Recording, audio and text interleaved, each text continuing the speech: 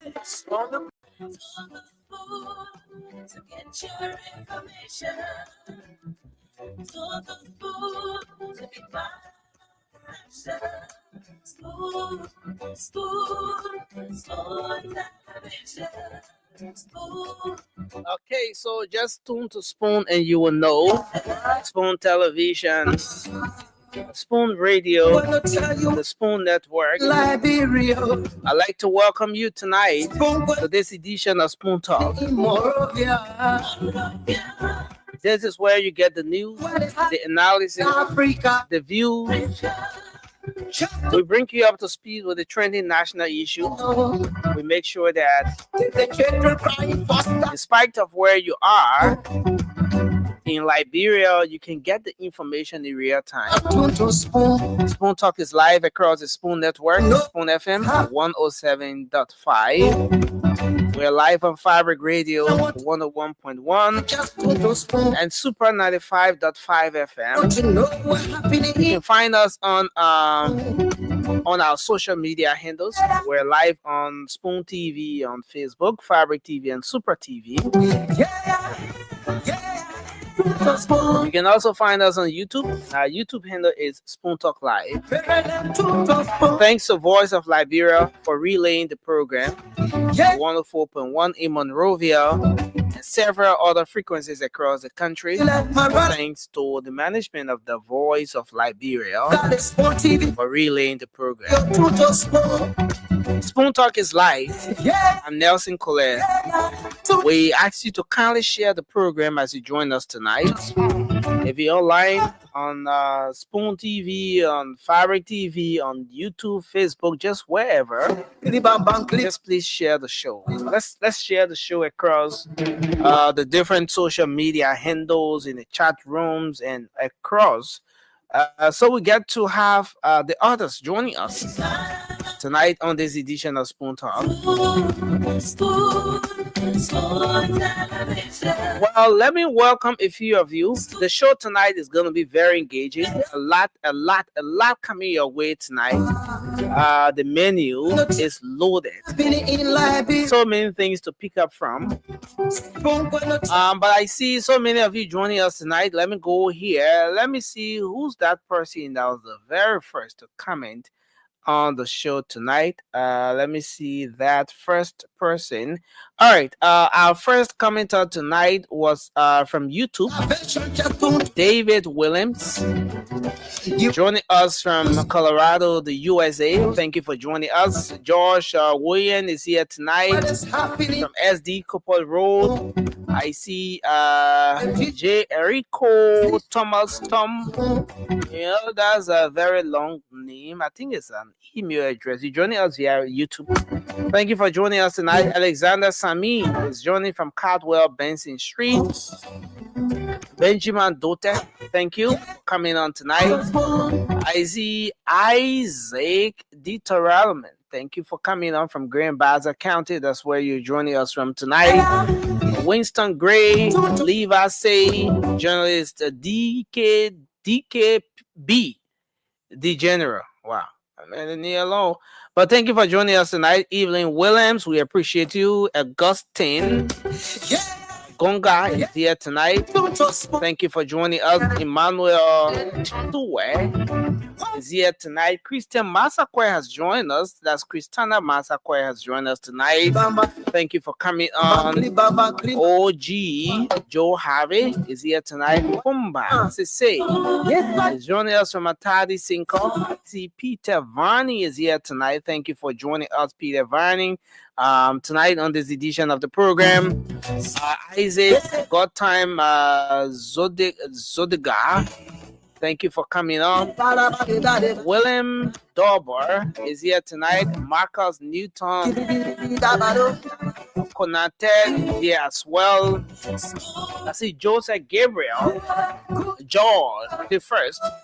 Thank you for joining us. Just keep sharing the show as you join us tonight.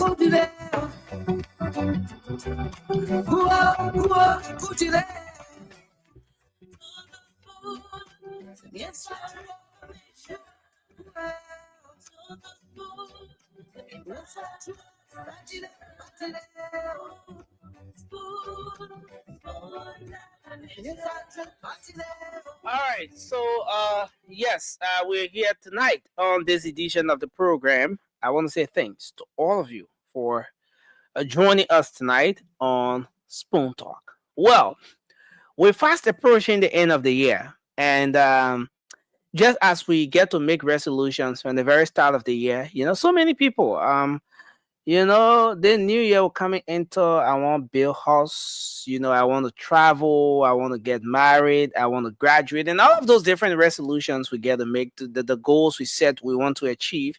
Just as we do all of those things from the start of the year, the end of the year is equally that time when we get to evaluate. We carry on several evaluations. Personally, we get to evaluate ourselves, from different perspectives. So, um, as citizens of a country called Liberia, who get to elect 105 individuals to steer the affairs of the country, 103 lawmakers and the president and the vice president to steer the affairs of the country, cutting across, making decisions across the branches of government. Well, we the end of the year is that time when we get to evaluate our direct representatives as well. What are they doing? Are they performing? And so last evening the conversation started on a very good note. There were different analysis made around those performances of the different ministries and agencies, the ministers, the heads of those institutions. The conversation continues tonight, as the CEO mentioned last evening. Tonight, the spotlight is going to be on 5 institutions of government.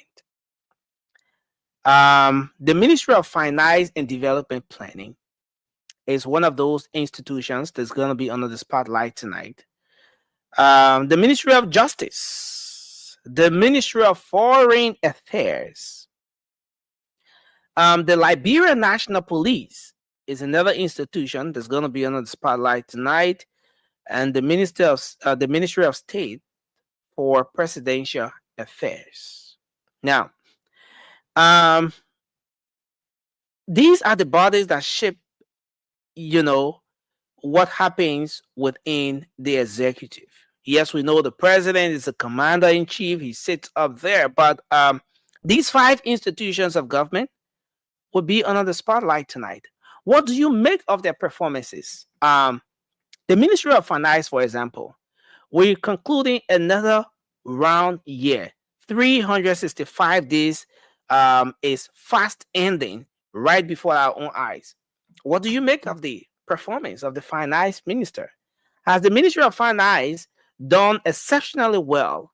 Have they lived up to your expectations, you, the Liberian people? Now, don't tell me, say, oh, when I elect the finance minister. No, but just as you get to elect your lawmakers, representatives, and senators, you elect the president, who then appoints his lieutenants. Yes, one of whom happens to be the finance minister. And same thing happens with the Ministry of Justice. The president appoints the justice minister. He appoints the inspector general of the Liberia National Police. Of course, the president gets to appoint the Minister of State for Presidential Affairs, the foreign minister. What do you make of the performances of those, the heads of those different institutions? For the Ministry of Finance, we have Minister Augustine Kwehe Gafuan. What do you make of his performance for the past 1 year as Minister of Finance? Has he done well?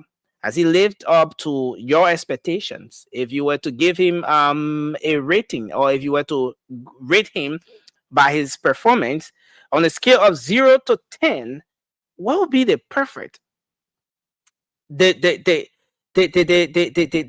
rating that will match what you think his performance has been over the years? If you were to rate the Minister of Justice, Councillor Oxford Twere, what grade or what grading or what rating or what do you think will be his score as per his performance over the last 1 year? Same thing with the Inspector General of the Liberia National Police, Colonel Gregory O.W. Coleman. What do you think? What do you make of his performance? Has he performed well? If you were to rate him on a scale of 0 to 10, what would be his own grading? And you know, this one, we got to do it very fast because the CEO and the rest of the team will come on. They will make the analysis. You know, it's going to be a spirited conversation tonight. But since, in fact, we get to start the first segment of the show by providing you the opportunity to speak out here every night on Spoon Talk, we want to start the conversation from here. You start the talking, and the CEO and the rest of the team will come on, and they will take it on from there. So, Ministry of Finance, the Ministry of Justice, the Ministry of Foreign Affairs, the Ministry of States for Presidential Affairs, and the Liberia National Police. What do you make of the performances of those officials of government? Yes, so let's evaluate our public officials now. 0555-101075 is the number to call tonight. You'll be live on Spoon Talk. 0555-101075. Now, we're talking about 5 institutions here. Let me just lay the ground rules. 5 institutions. You know, 1 hour make a call, and you will say, good evening, Brother Nelson Kola. Good evening to the peace loving. You forget about all that generational greeting. You know, let's get straight to the point. You call your name and where you're calling from, and we go straight into it. Finance Ministry, 0 to 10. What do you think is the fair grading for the Finance Minister, Minister Gaffwa? You talk about Minister Sarah Beslow Yanti. What do you make of her performance? You know, the IG, Colonel Gregory O.W. Coleman. What do you make of the IG's performance? What do you make of the Minister of State, Minister Steve Kuya? What do you make of his performance as well? You know, so let's just go to the point. Make your own analysis, your rating, your grading, and everything. Just do that under 1 minute, or maybe even 45 seconds. So we get other people to come on the line and make their inputs as well. My William B. Morris, an ardent follower of Spoon Talk, you're celebrating your birthday today. Happy birthday to you. We'll put the photo up at the end of the show, but I want to say happy birthday to you. Thanks for always following Spoon Talk, and we appreciate you for your contribution on this platform. So, yes, 0555-101075 is the number to call, and you will be live. Let's start with this person. Hello, your name and where you calling from? Yeah, Nelson, good evening. Good evening, sir. What's your name? Where are you calling from? Thank you. This is Samuel D. Kagwa, and I'm joining from Upper Magiri. Okay, Samuel, you know what can we do tonight?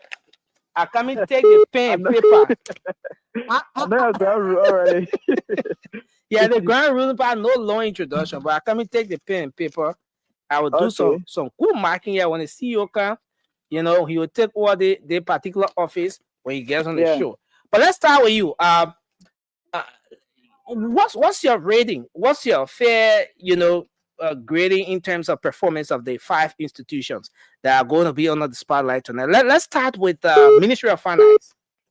Yeah, Ministry of Finance. Honestly, for my grading this evening, I want to give from 1 to 10. I will give Ministry of Finance 8. Again, 80%. 8. Yes, the uniformity of our money high, music, everything has been all, and people are getting salary on time. Okay. So Ministry of Finance 8. Okay. Yeah, I'm not getting 8. 80%. Okay. Yeah, let's go. Ministry of Foreign Affairs. Ministry of Foreign Affairs, I guess best 80%. I mean, when it comes to my grading skill, what she has done in our institution, actually. Yeah, astonishing. I mean, all the last 6 years, we saw how that institution looking or that ministry and all the email of the country. So my man, let's forget the long. Yeah, my man, you're not actually encouraging. Listen. Okay, you're not justifying plenty. Whichever one go anything sharp, so we take other people. Okay. So you say MFDP, Minister Gaffwan, you gain 8. So Ministry of Foreign Affairs, you give her what? 9? I give her 9. I give her 9. Yeah. Liberia National Police, 0 to 10. Liberia National Police, I gave Gregory Coleman 7. I gave 7. And then 7. Ministry of State for Presidential Affairs. Ministry of State for Presidential Affairs. Looking at the different. My man, if you want to get invalid vote, just do it. Yeah. Yes. 6. Yes. 6. Okay. And then Ministry of Justice. Minister of Justice, I gave Councilor Oswald 50. 50? I gave 50%. They're not prosecuting our case. We need prosecution. So thank you for your rating. The highest was 9, Ministry of Foreign Affairs, and the lowest was Ministry of Justice 5. Let's take the next caller here. Hello, your name and where you call from? Yes, hello. This is Losing Pan. So I call from District 2 Montreal. Yeah, go ahead quickly. Let's hear your grading of the 5 institutions. The Ministry of Foreign Affairs 10%. 10 over 10. Yeah. And then the Global Common again 8. Okay, LMP 8. Minister of Finance again 7. 7, yeah. Invalid vote for the executive. The executive? Ministry of State for Presidential Affairs. Invalid vote. Invalid votes. Why? Why invalid vote? Okay, yeah, you just got confirmed. Okay, Ministry of Justice. Ministry of Justice. Ministry of Justice. Councilor Oxford 12. 2? 8. Oh, 8. Okay, Ministry of Justice 8. Thank you. This person, hello, your name and where you calling from? Yeah, good evening, sir. Yes, sir. Yeah, regarding the Ministry of Finance, yeah. I think I can get 50%, which is 5% of 10. Okay, 5 for Ministry of Finance. Trying quite. Okay. Trying. Foreign Affairs. Foreign Affairs, maybe 3% because our foreign policy is a bad one right now. Okay, 3. There are a lot of things need to be done there. Okay, police. The police, I would like to say this especially to the IG. They got to work on it. It's like 3% as well. 3. The police brutality is too much. They should minimize it. All right. State for Presidential Affairs. State for Presidential Affairs, I think that is like a 3% as well. And they're all trying. We must say it's not an easy thing. It's a difficult job. But then we got to trust our people for it, and they got to bug it up. All right. So Ministry of Justice, quickly, sir. Ministry of Justice. Yeah. It's just like 4% as well. Okay. So thank you. Your highest was 5 and your lowest. 1 minute, please. Yeah. Okay. Last night the CEO the number to me, his personal number, but we didn't see it. Please call it for me. Let me get it down right now. Okay. Quickly, +1 609. +1. Okay, just say 609. You can add a +1 there later. 609 649 4206. 4206. 609 649 4206. Okay, 649 649 4206. Yeah. Thank you, sir. All right. This person, hello, your name and where you call from? Yes, sir. Let's hear you quickly. The 5 institutions. Yeah. You say not about long introduction to them. Yeah, we ain't get time for that whole generational greetings. Go ahead. You know the ball you're shooting them, that's no problem. All right, Ministry of Finance. What's your fair grading for the finance minister, Minister Gaffar? My name is Mohammed M. Kanen Junior. I feel to even take almost 16 months over the country. Okay, 0 to 10. Ministry of Finance. Yeah, honorable. According to Gaffar, gain 9%. 9.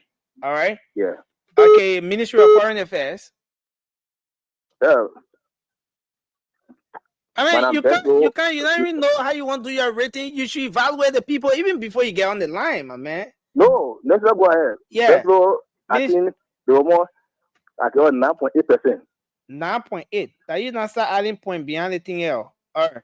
9.8. The LMP. Oh, the old man Cuomo himself. I think in some places he's doing well. So I give on 8.2%. 8.2. Yeah. My man, they are point here now. You're coming your hard time. Okay, Ministry of State for Presidential Affairs. No, I mean in that bank of friend. All right. So, Ministry of Justice, Councilor Oxford 12. Oxford 12, I give 4.1%. Okay, 4.1. Thank you. We move to the next person. Let's evaluate those 5 institutions tonight. Hello, your name and where you joining us from? Hello, good evening to Spoon FM family and good evening my man, to my lead out. You can do that long greeting there. Alfonso, listen. Okay, My man, you're not coming break our rules here. We say no long greeting. Call your name, go to the point. Hello, your name and where you call from? Hello, my name is George. I'm calling from the Oil. Okay, let's hear your evaluation of the 5 institutions under the spotlight tonight. More analysis will come out from the CEO and the panelists, but let's hear from you, the Liberian people. What do you make of the performance of the finance minister? 1 year down. Yeah. 0 to 10. Is doing well. Can you imagine? They're getting ready to pay us the debt, pay our last one. I mean, everything going on fine again. 8. You gain 8 or 10. Or 10, thank you. But is everything going on fine? But you need 2 beyond. Anyway, Ministry of Foreign Affairs. Need 2 beyond because December is. Oh, when December comes, then you add it 2. Yeah, we'll add it 2 there will be box. Okay, Ministry of Foreign Affairs. Let's hear you. What's your rating? Minister of Foreign Affairs is doing well. I give them 7. 7. All right. Liberia National Police, the IG. Oh, Liberia National Police, they are doing well. Maybe there are some people need to be a little bit clean, but Gregory is doing well. He's very hard working. Again, 9. All right. The IG 9. Ministry of State for Presidential Affairs. Let's hear you. Oh, the Patrick area, I want 9 plus 5. Okay, 9.5. All right. So let's hear you. Ministry of Justice, finally. Hey, I'm Minister of Justice. I'm trying. He's trying. So how much you again? Trying. Giving 8.5. Okay. 8.5. Thank you, yeah? Thank you, man. Yeah, okay. All right. So, hello, your name and where you call from? Let's hear you. Yeah, next week, this is Alfonso A.S. But Alfonso, listen. Yeah, go straight to the point, sir. Very much. Yeah. I will first of all, foremost, entirely pack the entire UP-led government into a smallest basket to call them 0. For the wait. Let me speak first of all on the executive. No, listen, Alfonso. Yes, sir. I won't cut you off again now. Let's go by the rule. We have 5 ministries that are going to be on the spotlight this tonight on this edition of the program. Minister of Finance and Development and Planning and so. Yeah, okay. Minister of Justice. All right. So listen, Alfonso. Police. Alfonso, can you? Well, let me project 2 institutions for the Minister of Finance have performed Alfonso, yes, sir. We don't want analysis. Do your analysis behind the scene. Ministry of Finance, what's the percentage you think they deserve based on their performance? 0 to 10. Let's go. For my perspective, yeah. I have the opportunity Minister Gafwan, 0 to 10. Augustine Gafwan, I will give him 0 marks. Okay, 0. Okay, Ministry of Police brutality. Okay, if police. I have the right to give the mark to Gregor Kroma, I will give him 0 marks because his brutality is so much in our country. 0 for police, 0 for police, 0 for Ministry of Finance. Let's talk about Minister Sarah Beslo Yanti, Ministry of Foreign Affairs. What's the mark for them? Ministry of Foreign Affairs, Beslo Yanti, I will give her the same 0. All right. So, but everybody at 0, so they mark 0, 0, 0, they will go. Of foreign diplomacy. All right. So, Ministry of State for Presidential Affairs. What's the Minister of Presidential Affairs for Presidential Affairs portfolio. Yeah. Yes, score mark 0. I mean, Alfonso, don't waste our time. We'll put 0 to everything else. We'll move on. Thank you very much. Yeah, but you know, basketball. Yeah, but man, you know everything at 0 day 1. You won't waste our time. Just tell us it's 0, 0, 0. We'll move on to the next caller. Hello, your name and where you calling from? Listen, thank you. Thank you, Fofana. I'm calling in from Doe Community. Fofana, let's hear you quickly. Fofana, Ministry of Finance. Hello? Finance Ministry. Let me say this, Nancy. You know the arrest agenda. The first A is agriculture, right? And and our president for the my man, don't tell everybody thing we know already. My man. No, that what is on your yeah, mind. That's what I'm talking. I thought you can give me topic now for me to discuss. No, listen now. The what's on your mind tonight? Yeah. 5 institutions of government are going to be under the spotlight. The CEO and the rest of the team will make the analysis and all of that. But we're beginning the show with you, the Liberian people. What's your rating? What's your rating of those 5 institutions of government? For example, Ministry of Finance, from 0 to 10. You think what's the score the finance minister deserves over the past 1 year? That you mean? Yeah. Oh, okay, sorry. You know, I thought that just regular. Maybe I'm not excuse Sunday today. So I want to say that Minister of Finance for me. 0 to 10. Minister of Finance. I'll go Minister of Finance 8. 8. Okay. Yeah. So let's talk about improving. All right. So the next institution is Ministry of State for Presidential Affairs, Minister Sarah Besloyanti. Oh, more the excellent 10%. Oh, 10 over 10. Okay. The Liberian National Police, the IG. The police actually I will grade the IG either 5 to 6. My man, take 1. 5 to 6. Now that's 6, right? All right. Yeah, you got to improve. Yeah, you got to improve. So the 4 points there for improvement. Okay, Ministry of State for Presidential Affairs. What do you think? Well, that one is on pause for now. Okay, invalid vote for that aspect. Yeah. Okay, so the Ministry of Justice, Councillor Oswald Twere, what do you think? No, that meant a 0. Oh, 0? 0. I'm telling you that my own government was a 0. Our cases then they are being whatever they nothing about it. All right, thank you. Maybe to be in jail by now. All right, nobody is there. So the school is 0 for me. All right, thank you. Hello, your name and where you call from? Let's hear you. Hello, you are live on the show. Let's hear you. What's your name and where you call from? Yeah, this is Princess calling from the United Party Intellectual Bureau. All right. So we have five institutions of government under the spotlight let's say tonight. Ministry of Finance, Ministry of Foreign Affairs, the Liberian National Police, Ministry of State for Presidential Affairs, and the Ministry of Justice. What are your best rating for them based on performance over the past 1 year on a scale of 0 to 10? Let's start with Ministry of Finance. Yeah, Ministry of Finance. Yeah. That is Minister Augustine Kwehe Gafwan. Yeah. I will give him 9 over 10. Okay, 9. All right. Yes. So let's go to the Ministry of Foreign Affairs. Minister Sarah Besloyanti. Sarah Besloyanti, right? Yeah. I will give her 10 over 10. 10 over 10. Yes, I give her 10 over 10, and I choose her 100 times 10 over 10. 10 over 10, 100 times. All right. So let's talk about the Liberian National Police, the IG. The IG, I will grade the IG 8 over 10. 8 over 10. All right, so let's the IG 8 over 10. Let's move to the Ministry of State for Presidential Affairs. Well, for the Ministry of President, invalid vote?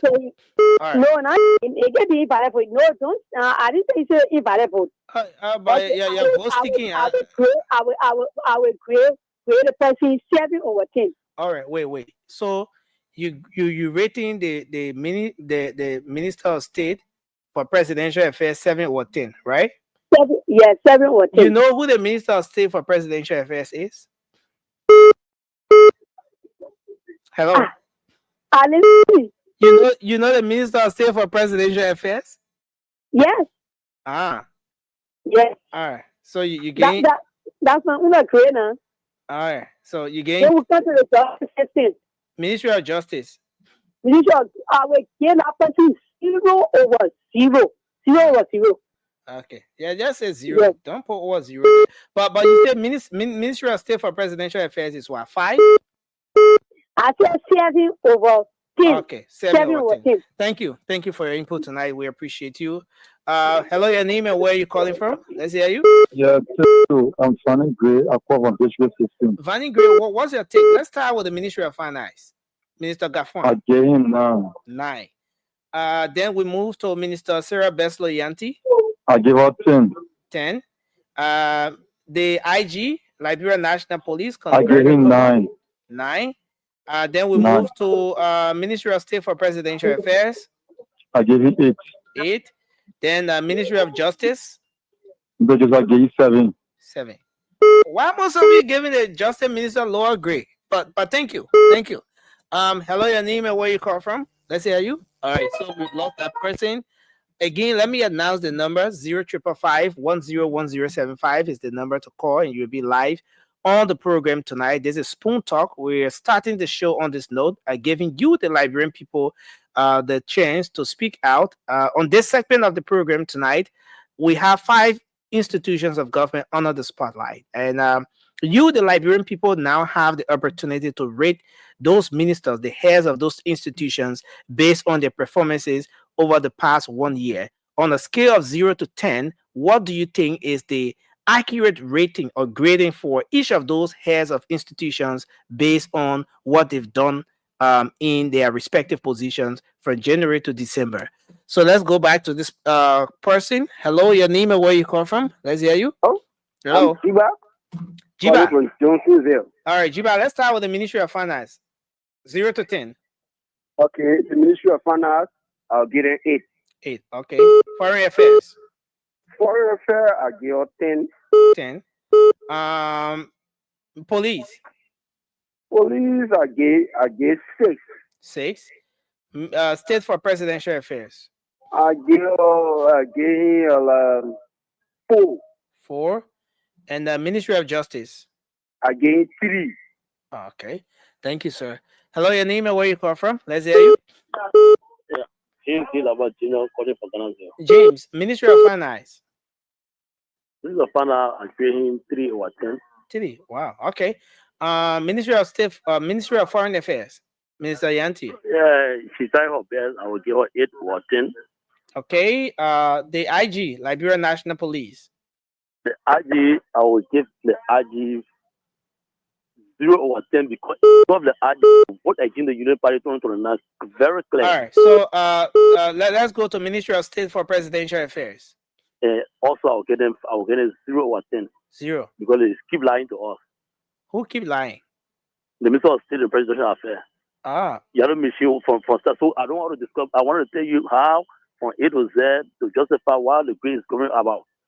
All right. But you sure that the Minister of State told you about yellow machine? Oriented from the president aspect, from Minister of State remarkability coming down. Yeah, but she's not the Minister of State. But anyway, no, but she fall within the Minister of State department. All right. Let's talk about Ministry of Justice. Minister of Justice, I will also create him 0 over 10. All right. Thank you. Thank you very much. Hello, your name and where you call from? Yeah, good evening, Nevin. Yes, sir. Your name and where you calling from? Radio man. Let's start with Ministry of Finance. 0 or 10. Yeah. 0 to 10. Yeah, I grade the Foreign Affairs Minister. No, Ministry of Finance. I mean 10. She scored 10. Okay, 10. Foreign Affairs. Because how well? Finance Minister. The Finance Minister. According to Gafan, agreeing 9.5%. 9.5. Why you keep the 0.5 for? Okay. Police. Police IG Gregor Common, Honorable Gregor A. Common, agreeing 9%. They banana 1%, but keep it agreeing 9% for highway. All right. Ministry of State for Presidential Affairs. The Ministry of State, because the Ministry of State for Presidential Affairs, a new person and they were not very. I haven't seen. You see plenty things from over here. So what's the rating? I'll give you 10 for now because it's coming 10. Oh, my man, we say based on performance, you say you see nothing here but getting 10. I'm sorry, they know where the Liberian people expectation. So they grade for future performance. All right, Justice Minister, the Minister of Justice, Councillor Toy. The Minister of Justice, Councillor Osmond Toy agreeing 10%. All right. Yeah, the Justice Minister, agreeing 10. The Justice Minister doing well, eh? Yeah, working. No picture too. Thank you for your input. Hello, your name and where you come from? Let's hear you. Hello. Hello, your name and where you joining us from? Good evening. Hello, how are you, sir? Yeah, my name is from the second and joining from Mount evening. Okay, Ministry of Finance. Mr. Government is doing well, but for me, I'll be 7 on a scale of 10. 7? Yes, 7. Okay. Ministry of Foreign Affairs. Madam Bessler Yancey, look at the previous years, we talk about scholarship for students and resignation and so on and so forth. But I've always wanted to do the council, so for her, I give her 8. 8? Yeah. All right, 8, Ministry of Foreign Affairs, 8. All right, so let's talk about the police IG. Yeah, IG needs some improvement, so I need 6. 6. All right. Ministry of State for Presidential Affairs. Hello? Are you here? My man, let it money finio. Hello? All right, so it's like we lost that person. Hello? Are you still here? All right, too bad. I will have to take another person here. Hello? Yeah, hello. Your name and where are you calling from? Masale, I'm calling from Infantry, man. Masale, let's start with the Ministry of Finance. Oh, me, I only want to grade 3%, quick. Okay, do it quickly. The first person that I tell God, thank you for the long life. Second, the government tell us that the CEO, against CEO 100%. All right, so you won't rate the 5 institutions? No. All right. Thank you for your input. Hello, your name and where you call from? Let's hear you. Hello? Hello? Yes, your name and where you joining us from? Amanda Louisa Johnny van here.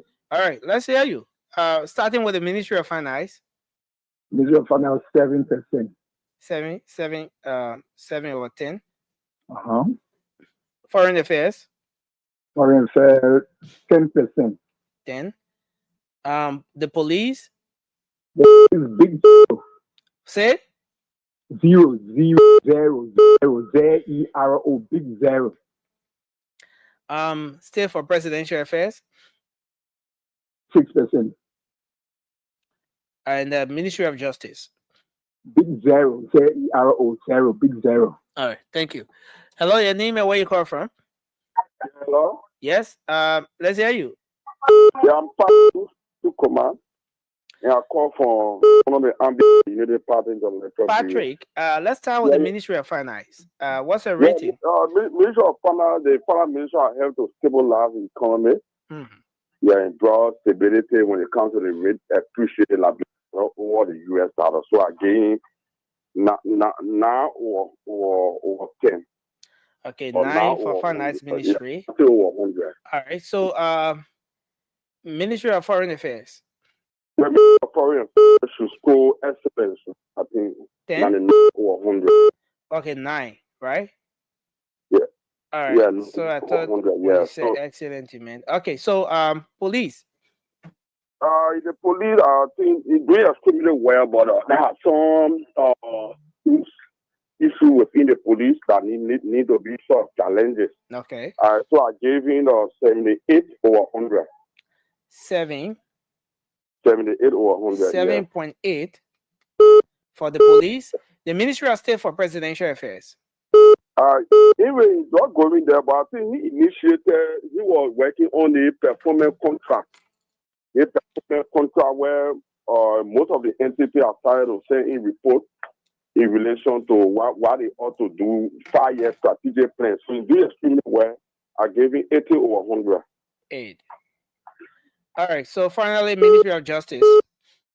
The Ministry of Justice, that have to save our democracy. Councillor Oswald Twe, that opinion he delivered, he have to save our democracy.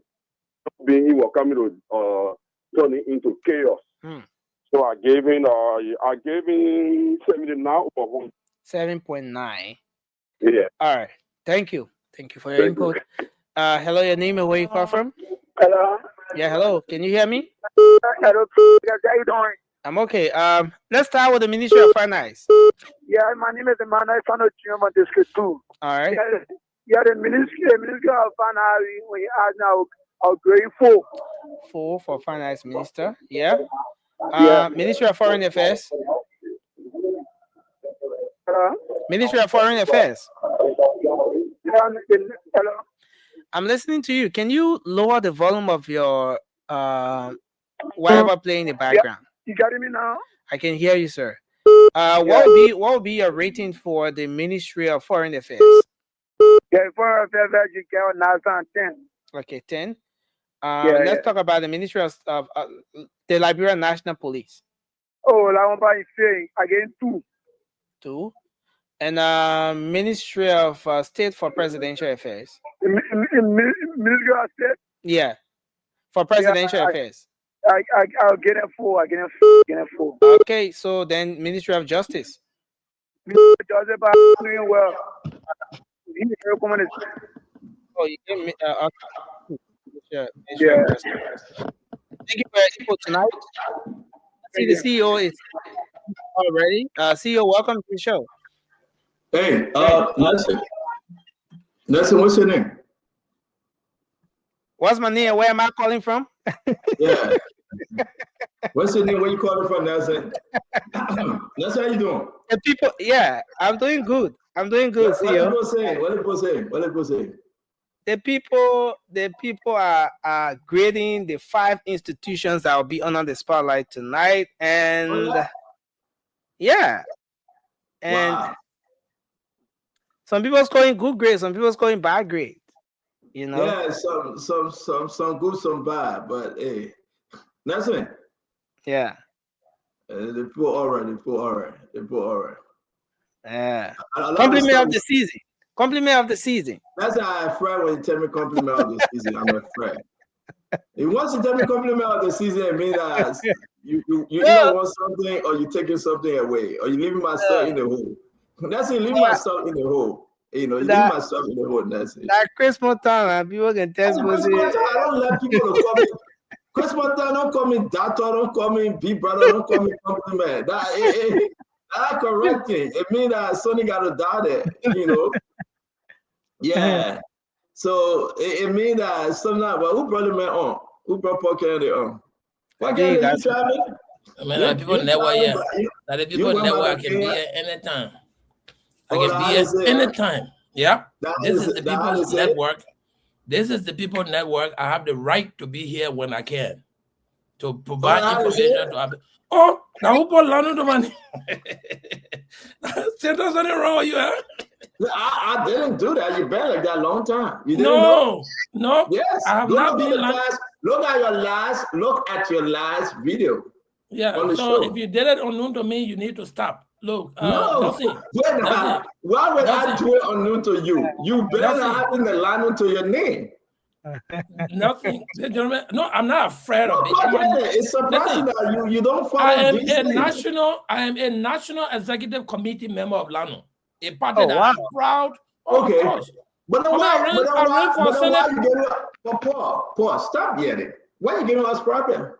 You are the national executive committee member. You get it, LANO. Then why are you crying? But because you put it on you need to stop. Go back to your last 3 videos on the show. I'm just realizing that now. I've been traveling back and forth. I'm just sitting down to pay attention. I'm not the one to tell you to be slow. You come on the show, then you say you're not LANO. Man, you're the physician assistant. I mean, be fast. You kill somebody. Listen, I'm a LANO. I will not be ashamed to tell you. In fact, the only party that I've been having headquarters since 1997 is LANO. Paul, are you alone explaining? Paul, are you alone explaining? The only explanation we need on the show today, why the information minister is saying now the project again go back to Mana River. Why the guy confusing Joseph Boaga? Why was Joseph Boaga and not Joseph Boaga and Mana River, not Mana River? What's the problem? Somebody tell me you're not speaking officially. If it wasn't about a collaboration, right? Like Joseph Boaga ready need Liberty Party, you're going to fire Daniel Sano. Daniel Sano is creating a problem here, Jeremy my friend. Daniel Sano my friend. But you guys are creating more problems than they're helping the presidency. President Bwaga, we got the money to put a press statement and say you said a government thing. Kula Fufara say well government. Madam, what her name crash say no in our government. The other person say no. The chief was saying no, but what's the story behind this project? $10 million you can tell the Liberian people. Who get a project with Joseph Bwaga nephew? How much money did they give him? Which entity are coming from? I mean, how can we sit here? We call ourselves rescue and we lying to the Liberian people. They're saying Daniel Sano say he misspoke. Now the same story he coming with. Oh, you misspoke 3 months ago. And that's it. Send me that video. Why we cannot be fair with the Liberian people? What we listen, to lie is hard. But anyway, we start the show here. You lies upon, you know how many people now talk? 6 different comment. National security issue, Roland Guinea. The chief of staff, same sequence, I know about it. The job made me chief of staff. Daniel Sano said our MRU first. Jeremy Piazza, you tell me for nothing, I know about it. Kula Fufara said that presidential project you will know. Madam, Coletta Cry said that, oh yeah, that government project. Today, Daniel Sano coming with difference. What's the main story now? Hey, God. When I'm getting close to Christmas, what the main story? I mean, even Jesus' birthday, the government can tell the Liberian people the truth. Even on Jesus' birthday, coming small, cheer. What's the main story? This is embarrassment to the government. This is a joke. What's the main story? Donald Trump will work on one money and he post it on a Facebook page and say that MRU strategy. MRU tell you to spend $10 million on a project. The whole MRU, you don't know that they can do their own thing, they can generate their own money. The Liberian people are stupid. But you share the show. You share the show. The whole big Mara River Union, MRU, that can collect their own money and get that. But popcorn, you know that, man. You part of project management. That MRU will tell you, say, all of the poor country Liberian get no money. You 10 million of your money and go build project for us. We ask the MRU people to go say a lot. MRU doing any project, they will commit to it. Go on MRU website. MRU said they will pay money to it. They will pay money to it. They will not hold the country responsible to do it. How can we do this embarrassment to President Bwaga? I mean, y'all don't do this thing, man. Y'all don't do this thing. I mean, I cook in my crab soup. You know the Dukai crab.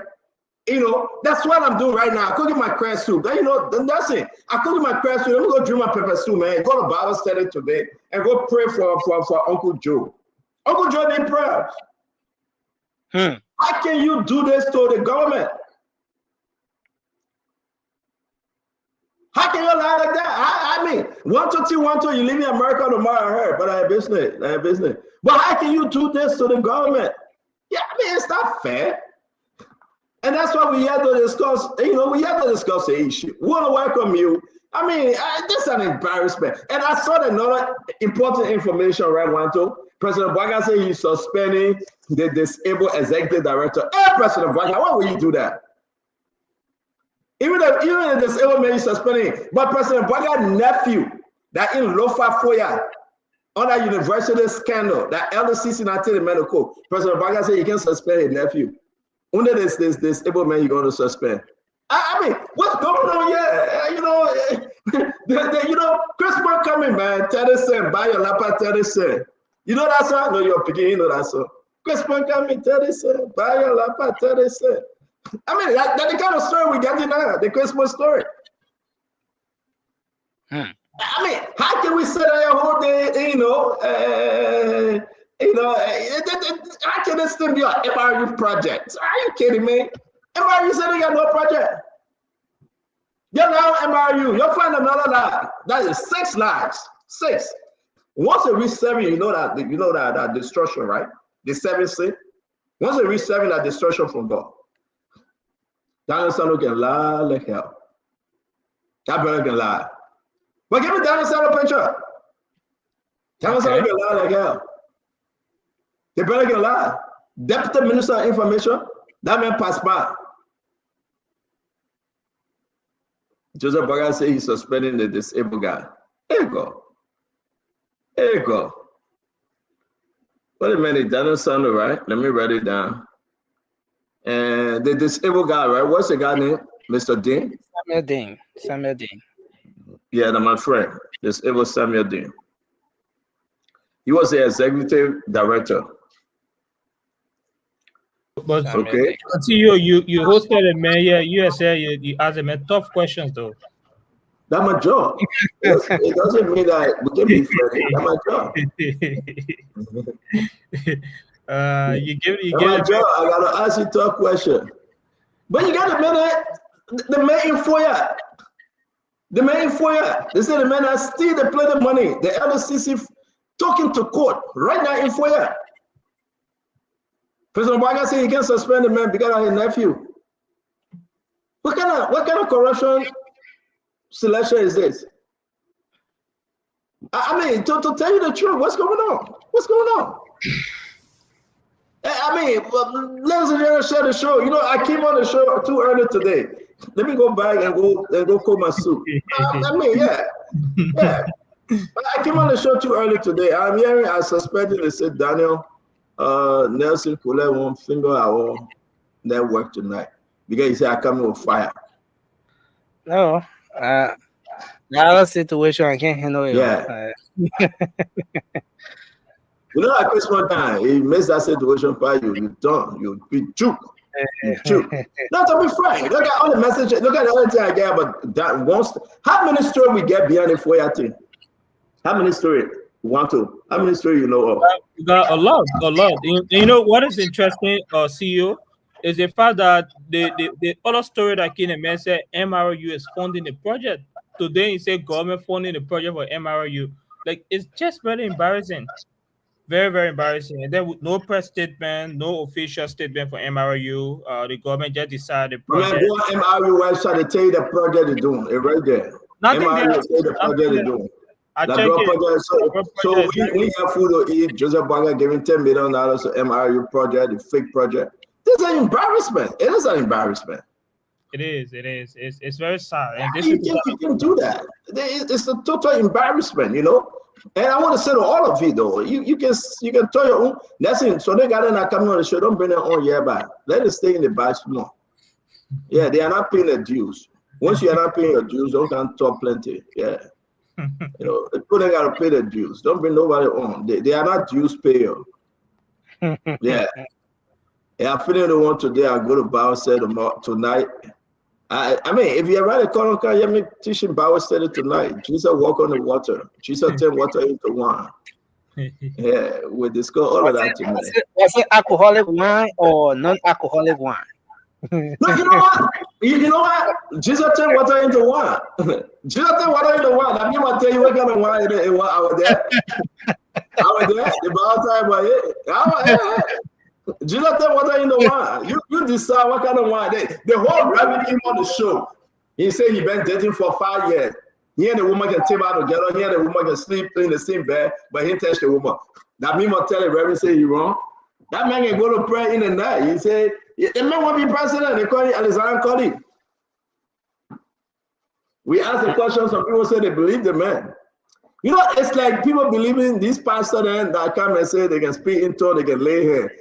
Go collect your Kobo money, you give it to them, they will whip it. That's what people say they believe the man. They say they believe the Reverend. Can you imagine? The Reverend said he and the woman been dating for 5 years. 5 good years. People say they believe the Reverend. He never touched a woman. What kind of Reverend is that? 5 years. He and the woman been dating. He tried with a woman in Liberia. He tried a woman to kill her. He tried a woman in Liberia. He tried a woman over 5 years. The woman at Cape Verde, they know how they can call that she from Cape Verde. 5 years. They make look at a woman from a distance, smile. He can touch a woman. It's ungodly to touch the woman. It's unholy to touch a woman. The message Liberian woman believe in him, but trust him. He's holy and Reverend is his name. He's the right Reverend. But he dated the woman dog fire. She found her. She found. That's the comment. Not everybody believe you. My man, you're not interrupting me. You just came on the show. You continue to interrupt me. You have internet problem. What happens with that Patrick? When that Patrick and I get all of that situation, he fresh the money. He can never be tempered with internet, a golden star internet. You try for that Patrick, he say, oh man, that lie, I get Starlink. Yeah, but seriously, what God? How can a man go 5 years with a woman? So we all tried the dating thing when we're in chair. After the second week, we gave up. We gave up. You know, the question I wanted to ask him, I just Jeff, why you laughing for? I left him. The question I wanted to ask him, I left him, but the day he showed up in Hey, Jesse. But seriously, guys, this is not a joke, yeah? The Reverend from the RNC, the Reformer National Congress, he's a good guy, right? He's working for his own money. He got a good message. But I think some of you that are political strategists should help him. I do believe so. There's been no way the Reverend has sell this message to the Liberian people that have been dating a woman for 5 years since 2020. And he puts it on his page. 2020, 21, 20. Now that's the important thing, right? Chelsea. And that started 2020. You have Valentine's Day, you got Christmas, you got New Year, you got the woman's birthday, you got your birthday. And all they got to do, they go to the restaurant, they eat, right? And say, bow, see you tomorrow, yeah. See you in chair, yeah. You coming for Bible study tonight, yeah. Man, Vanilla Patrick, you try it with him, I'm picking you. You can never try Vanilla Patrick with 1 day dating. Vanilla never dating. They make it not dating in Arsenal. I'm picking you, yeah. You go try Vanilla Patrick. Vanilla, can you date for more than 1 day? No comment.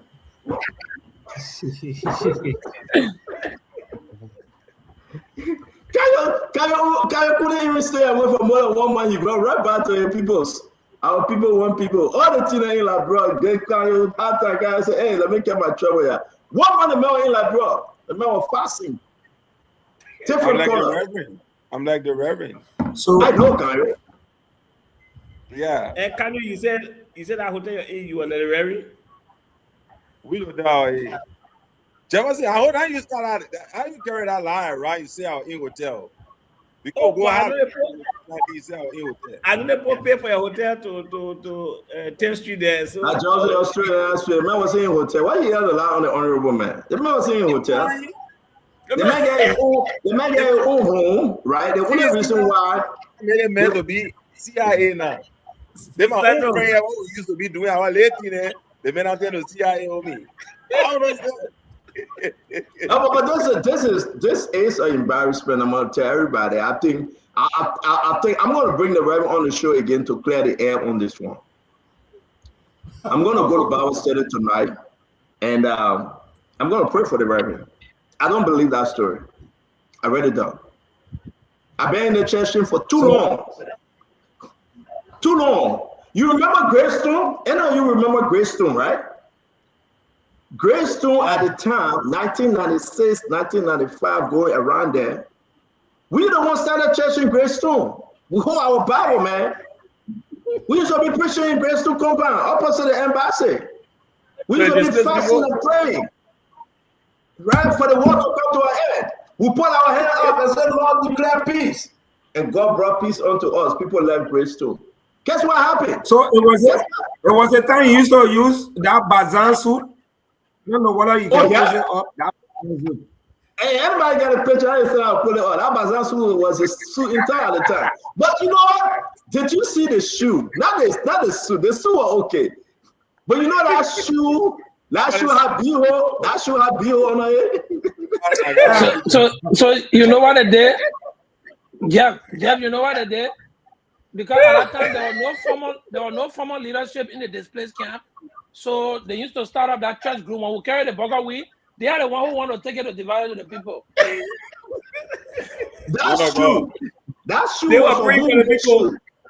Chelsea, that shoe was homemade, to tell you the truth.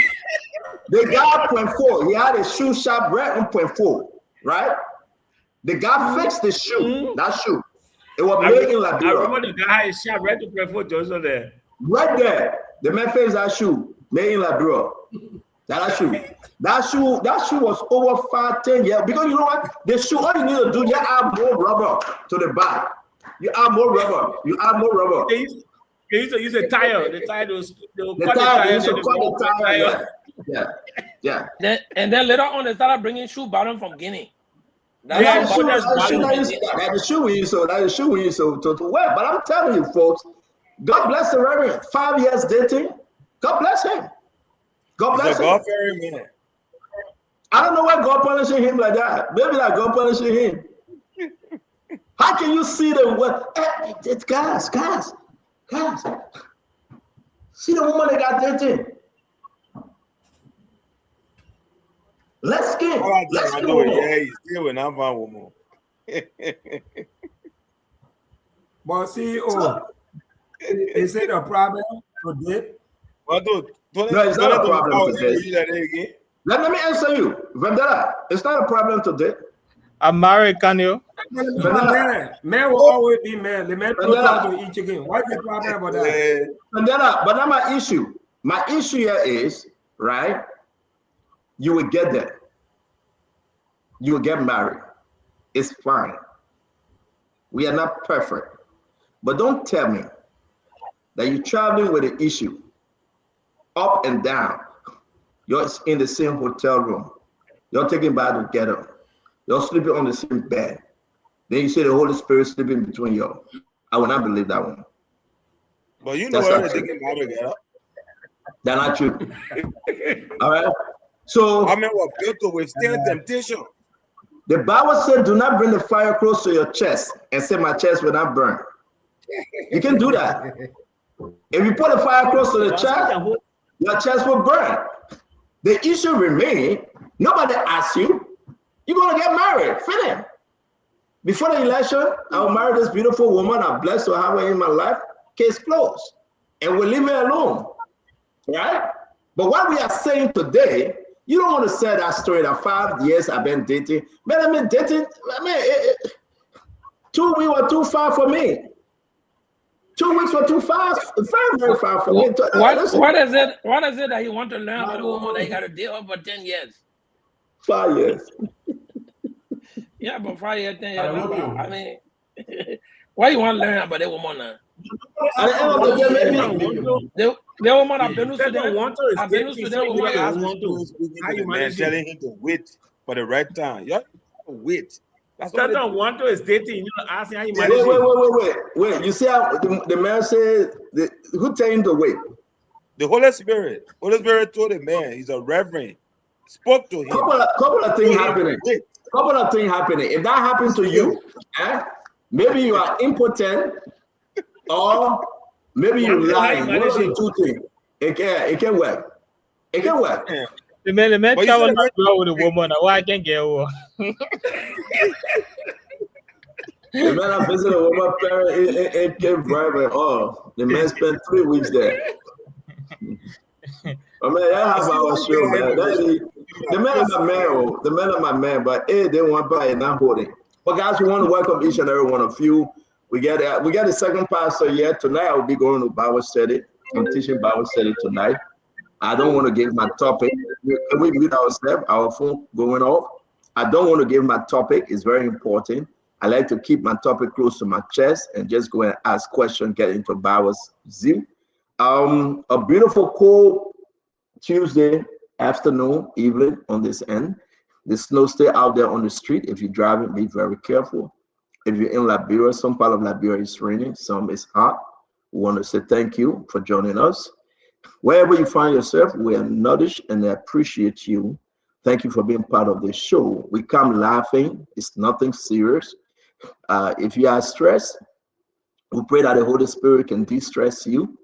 If you are in trouble, we pray that God can take you out of trouble. If you're angry, just remember, man, smile.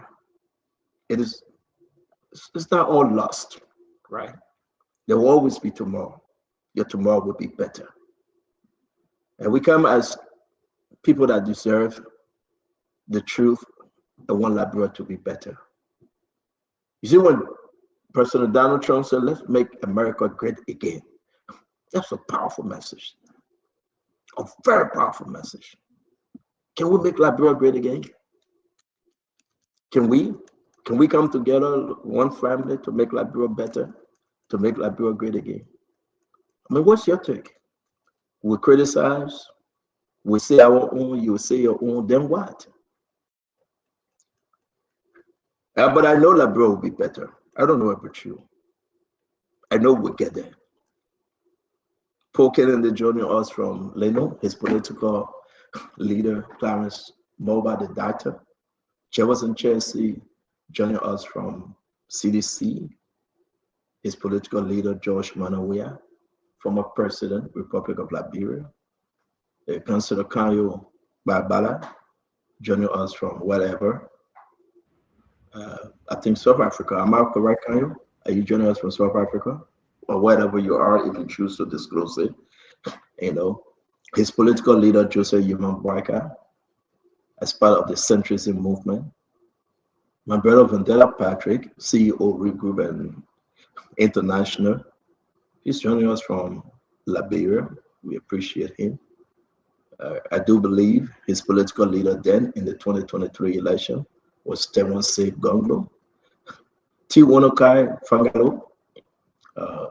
He was against Unity Party, but now he's for Unity Party.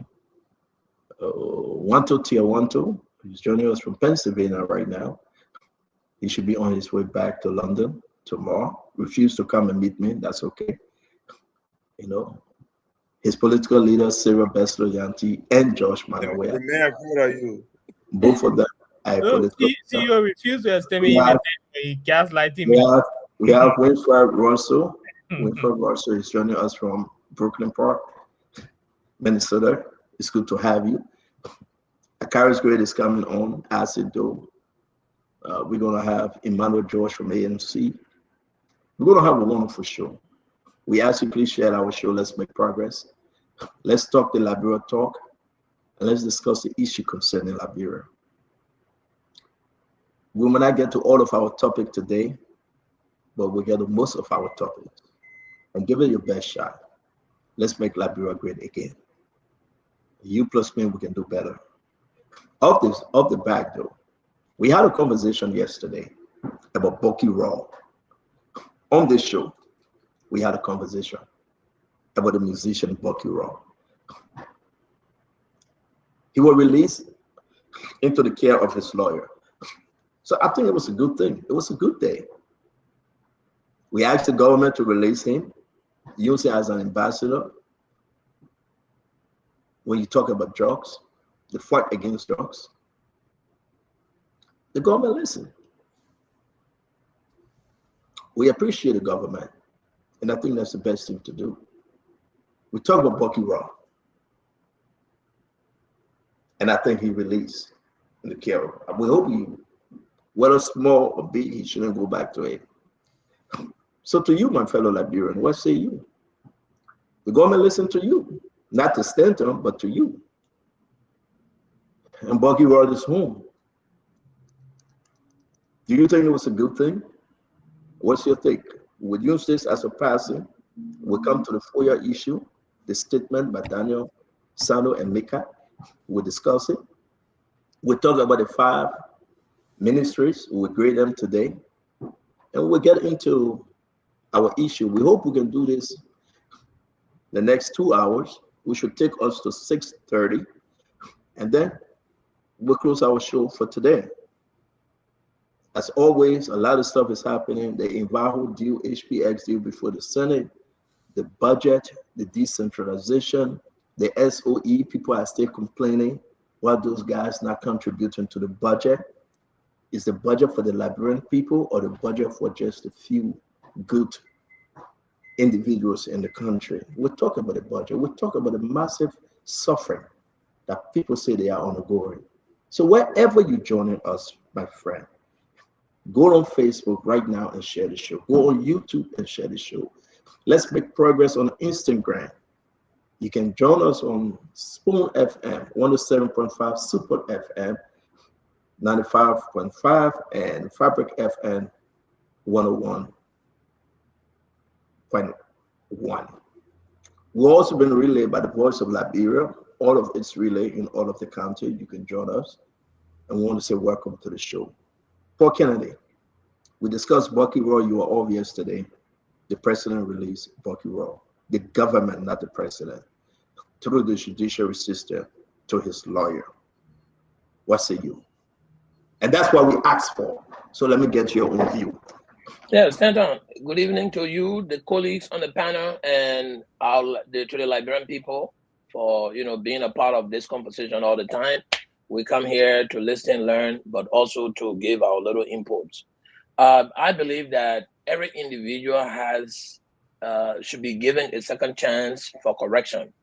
The reason why they call it correction facility here in the U.S. is government does not intend to deprive its citizen of the opportunity to be rehabilitated. Every good government will want to, use its citizen for the best and for the better outcome of the country. Bucky Raw, I don't know him, never seen him before, but I'm told he's a very influential person in Liberia, right? So if he is, I think he has a lot to offer the community.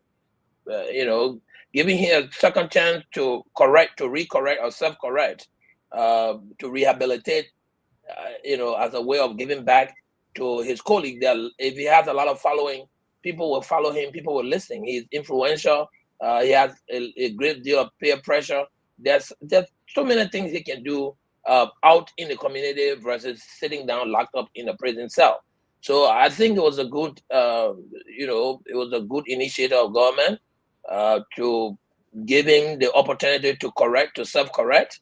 I think he should learn from the mistakes. I mean, all of us make one or several, but your ability to learn from it and revamp yourself to move forward is the greatest challenge that some people face. So I believe he has the opportunity now to lead good example in the country. Thank you. Let me hear you, Jefferson. What's your take? Yes, I think it's a good thing that Bucky has been released to his lawyer, and I don't want to think that it's a favor that was done for him by the government. I think it's a legal process, because for the government to pardon him, he has to be convicted. So yes, he was released as a good thing, and it's a good thing that the justice system saw it fitting to release him today to his lawyer, which is good for our justice system. And I hope that Bucky will be more productive, and next time other people who are caught using drugs will be treated the same way. There shouldn't be any preferential treatment to anybody who is caught using drugs or violating our drug law, because this drug issue has been a very critical thing to our country, to society as a whole. So yes, it's a good thing that Bucky is being released to his lawyer and giving him the freedom of the justice system. Thank you. Fandela, we sat on the show yesterday. We saw the video. Yes, talk to us. Yes, it was a passionate plea yesterday from all Liberians on this platform. I saw the video today. Personally, I felt very happy. I mean, as a matter of fact, I love his style, music. I think for many of us, Bucky is strong, young as he is, he's strong. Got deported from the US, came back, people felt that life has ended with him. He came here from understanding he lost his mother to cancer, and he saw music as a way of healing. He lives by music. So he was he's still dealing with a lot of issues. It's not just about the government giving him this compassionate freedom, but social workers, people who really believe in him. Unfortunately, I'm not one of them, but it's about time that we have social workers. I mean, people with a clean credential in social work to work with this young man and help him grow. And I know he's coming up very strong again. And I'm just happy that, I mean, he's dealing with a lot of things. CEO is really dealing with a lot of things. Thank you. Thank you very much. Oh, Winfrey, welcome to the show. Let's hear you. Yes, Stanton, thanks. We all come on this platform and on many other platforms too, and we make clarion calls, trying to talk about impunity and how we need to address impunity in the country. So when someone breaks the law, they need to, that person, needs to be held accountable. So if the law says that possession of any quantity of controlled substances that is in violation of the law, then that person needs to be held accountable. And apparently, that's what happened in Mr. Cole's case, aka Bucky Raw. However, I did talk about how he was treated and how he seemed to have been manhandled. That is unacceptable. But if he violated the law, the drug law of the country, then he needed to be arrested and charged accordingly. But again, we also have to point to the selective nature of our prosecution in the country. Everyone has to be treated fairly. The law has to be applied equitably. And I hope that moving forward, we have a lot of cases of corruption, a lot of cases of murder, a lot of issues in the country, and we cannot be selectively prosecuting cases. So I'm glad things have turned out the way they have so far, and we allow the justice system to play its role. Thank you. Yeah, thank you. Let's hear you. First and foremost, CEO, want to appreciate you for bringing that part of our conversation yesterday, because I think it was a great space to create awareness, given the amount of people that were listening to, and I'm sure that may have had an impact specifically on the outcome. I think, like I said yesterday, CEO, I think I would never justify, drugs in any way, because I think the fight against drugs must be holistic, it must be impartial, it must be non-political. Notwithstanding, I think part of some of the issues that I had was the leverage of professionalism, which I think our justice enforcement agency must be extremely professional in terms of how we, engage with empathy, reasoning, and some leverage of professional engagement, especially in executing our duty and function. I also think the fight against drugs cannot be used as a social media extravaganza. It must be built on PO system structure and intentionality, where we look at the cartels in Liberia, primarily the network of drugs, officials in governments who may have been involved in drugs. It must not be on the basis of just marijuana.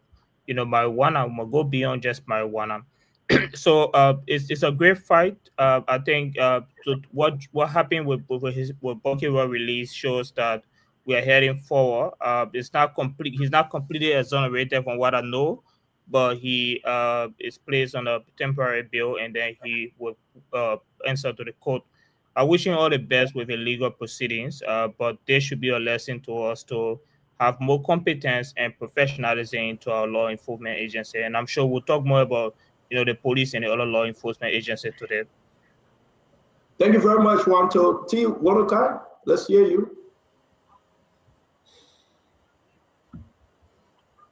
Yeah, I wasn't on the show last night, but I monitored the show, and I believe it was Adokanyo or somebody, one of the panelists, had talked about what drugs law enforcement should be doing, not just going after the individuals who consume, but also focusing primarily on the individuals who are the importers, etc. However, the issue with Bucky Raw and all of the callers who made input yesterday, I think that our people love redemption story.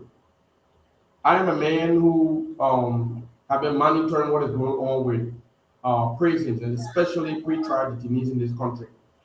I think that if somebody is incarcerated for something that they have done, and if that person is not of immediate danger to themselves and or to the community, And if that person, when they get out, if they can make more positive impact, which we believe and hope will be the case with Bucky Raw going forward, I think then, the law enforcement system, not just the police and the prison guards, etc. I think that they should use the wisdom of the court to determine if somebody can get out and, while they are out, if they would make positive impact. I hope that Bucky Raw will not take advantage of this moment while he's out and other people who committed similar offense and they in, so that he will not break around and turn into a new rap song.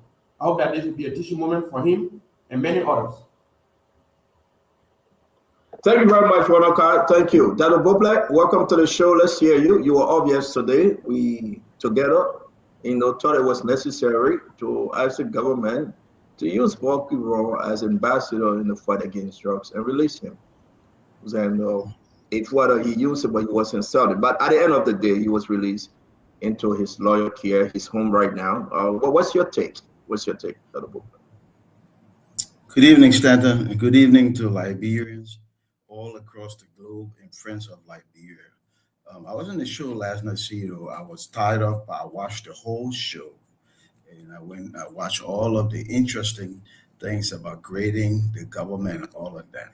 So I watched the show. Bucky Raw, justice and mercy are really not incompatible.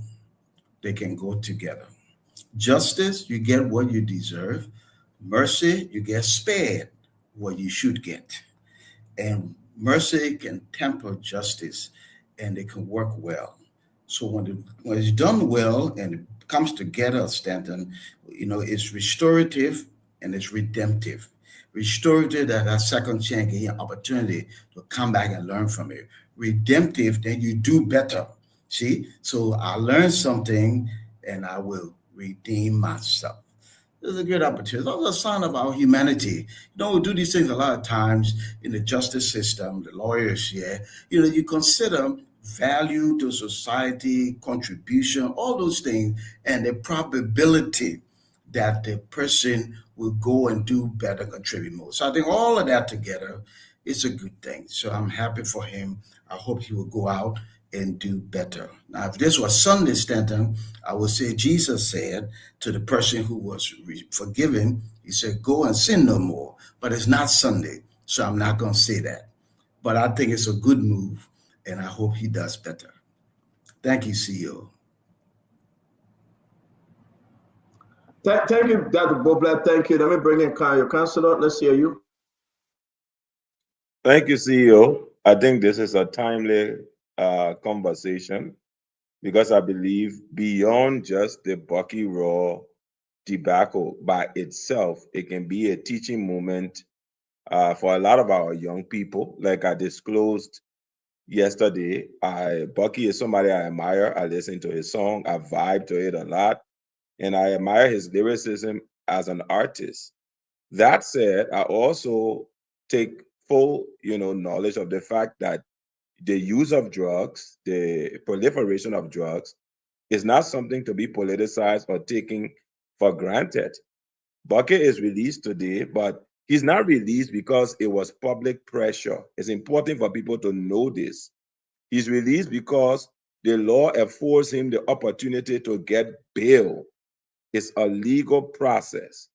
Bucky is not free or absolved of whatever allegations that were brought to him. Nobody pressured the government to release Bucky.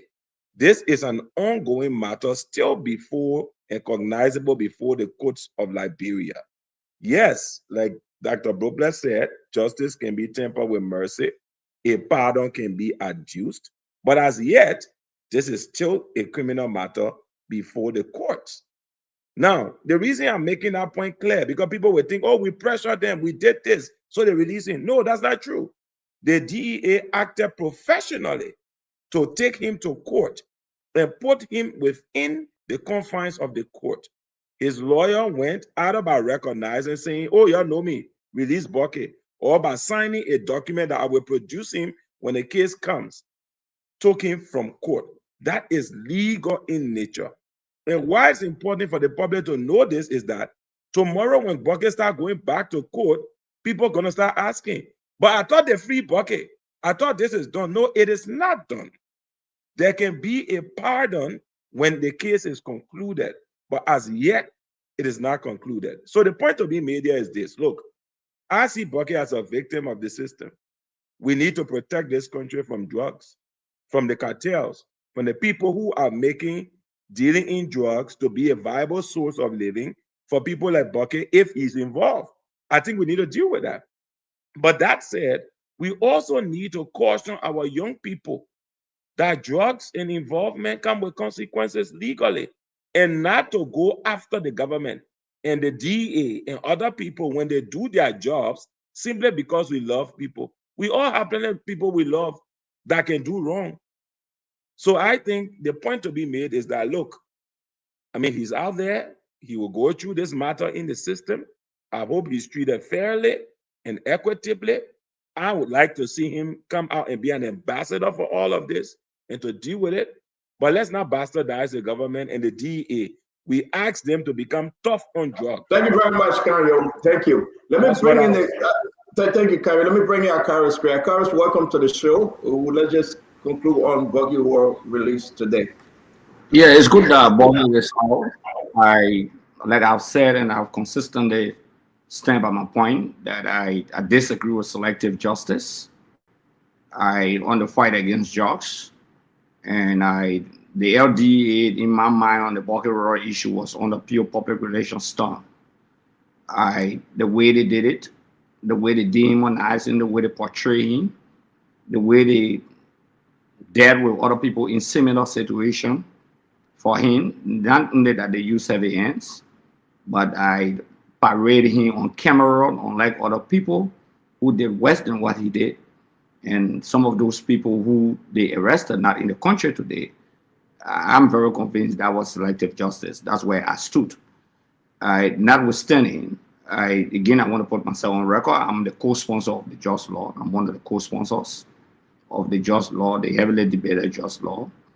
And I thought when the president in his last campaign statement, firing against the CDC, where he said that we try to amend the law and look at the law to deal with the traffickers, the importers, not the consumers, the ordinary guys on the streets, the ones who are consuming, the ones who are the victims, the ones who are being abused. His argument was that they will construct rehabilitation centers. So I would have thought that by now, instead of building in FOIA $10 million project, they would have had decentralized rehabilitation centers where our boys on the sidewalks will be rehabilitated, not only being rehabilitated, but also reintegrated to society, and they can have something to do, because some of them are college graduates, some of them are high school graduates, some are high school dropouts, some of them have serious vocational and technical backgrounds, okay?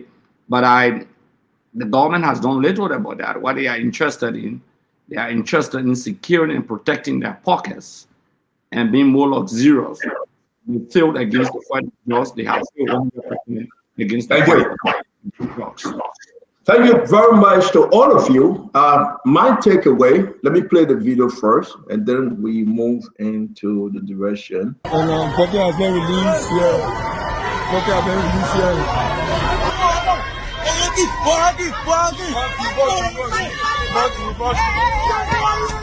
I'm a boy has been released, and our fans are here, jubilating, taking a seat for Bucky World here. Everybody. You know, this is very, very interesting. And I think everybody said it well. So to all of you out there want to say, let the law be the law. I like what Kanye said. Seeing Bucky World going back to court, you shouldn't say, oh, that double jeopardy. They freed the man and they arrested him again. That's the law. That's the system. But the fact that he's released into his lawyer's care, we appreciate. I think it's a good thing. I think it's a good thing. So we all said it right. And I hope Bucky World should use this as a steady case, a learning curve, to move on and actually do better. Whether you're smoking, whether you're buying, whether you're selling, you have been given another chance. And I think it's the best thing to do. He needs to redeem himself. But let's respect those in the government. When you are caught in this act, govern yourself well. And I hope people in government and outside of government, social networking group, should speak to him and speak to others. We should allow the law to be the law. Whether the government listened to us or they didn't, we appreciate that he's out. And may God bless him and his family as we move on. I want to say to all of you again, every day we come on the show to discuss issue of national concern. One of these issues we'll be discussing today that came out is the FOIA project. Bam, around 11 something hour time, Daniel Sano posted on his personal page first that the FOIA project, $10 million FOIA project, was a government-owned project. It was a government-owned project. Again, I repeat, the Deputy Minister of Information, Daniel Sando, that's his name, next to Jeremiah Pierre, he said, posted on his page, is that the FOIA project is a government-owned project. This wasn't done at MICAT press briefing. It wasn't at first on the MICAT page. And when we questioned why was it on Daniel Sano's own personal page, then they put it on MICAT. How many stories have we gotten from this FOIA project? How many stories, folks? How many stories have you gotten from the FOIA project? We will tell you, we'll play all the video today. And then I will ask you which one you take home tonight. And also, we'll be discussing the Ministry of Foreign Affairs, Ministry of Justice, the Ministry of Finance, and that of the Liberia National Police and the Ministry of State for Presidential Affairs. We'll be discussing those ministries and the Liberia National Police. So let's talk about the FOIA. We'll also discuss the suspension of Samuel Dean from the Executive Director of the Disabled Community. But guess what happened? Why are they suspending him? For misappropriation, and the president is calling on GAC to investigate and carry on the audit. How can you compare that to what is happening in Lofa? My brother Vendetta Patrick was talking about it. The Lofa guy, he was indicted, he was taken to court by LDCC. The process is still ongoing, but President Barker said he's not suspending him. He will wait till after the investigation. Is that selective justice? Again, you will say your own, and I will say my own. But for now, let's discuss the FOIA issue. Paul Kennedy, you come next in line. Here on the show, Dr. Bopler, Akaris Gray, Winfred Russell, we'll go to Vendetta Patrick, Councilor Bada, Jefferson Chelsea, and 12T12. Are we confused? What's the real story? Which one we're going home with tonight on the FOIA project, Paul? Stanton, you know. Yeah, I think just observation. I think she plays the TD video that weekend. The TD of 4 videos. Yeah, I'm uploading them. I'm uploading them. Let me upload them. No, but CEO, I can't see directing you what to do. No, then it seems that I can't controlling the show. Yeah, but you can suggest to. This is not one man show. I can't suggest. Okay, CEO, I suggest that what you decided first, it was very nice, and let's proceed in that fashion. Okay, thank you. So, and now because. No, but Stanton, I think you know, Akaris are right.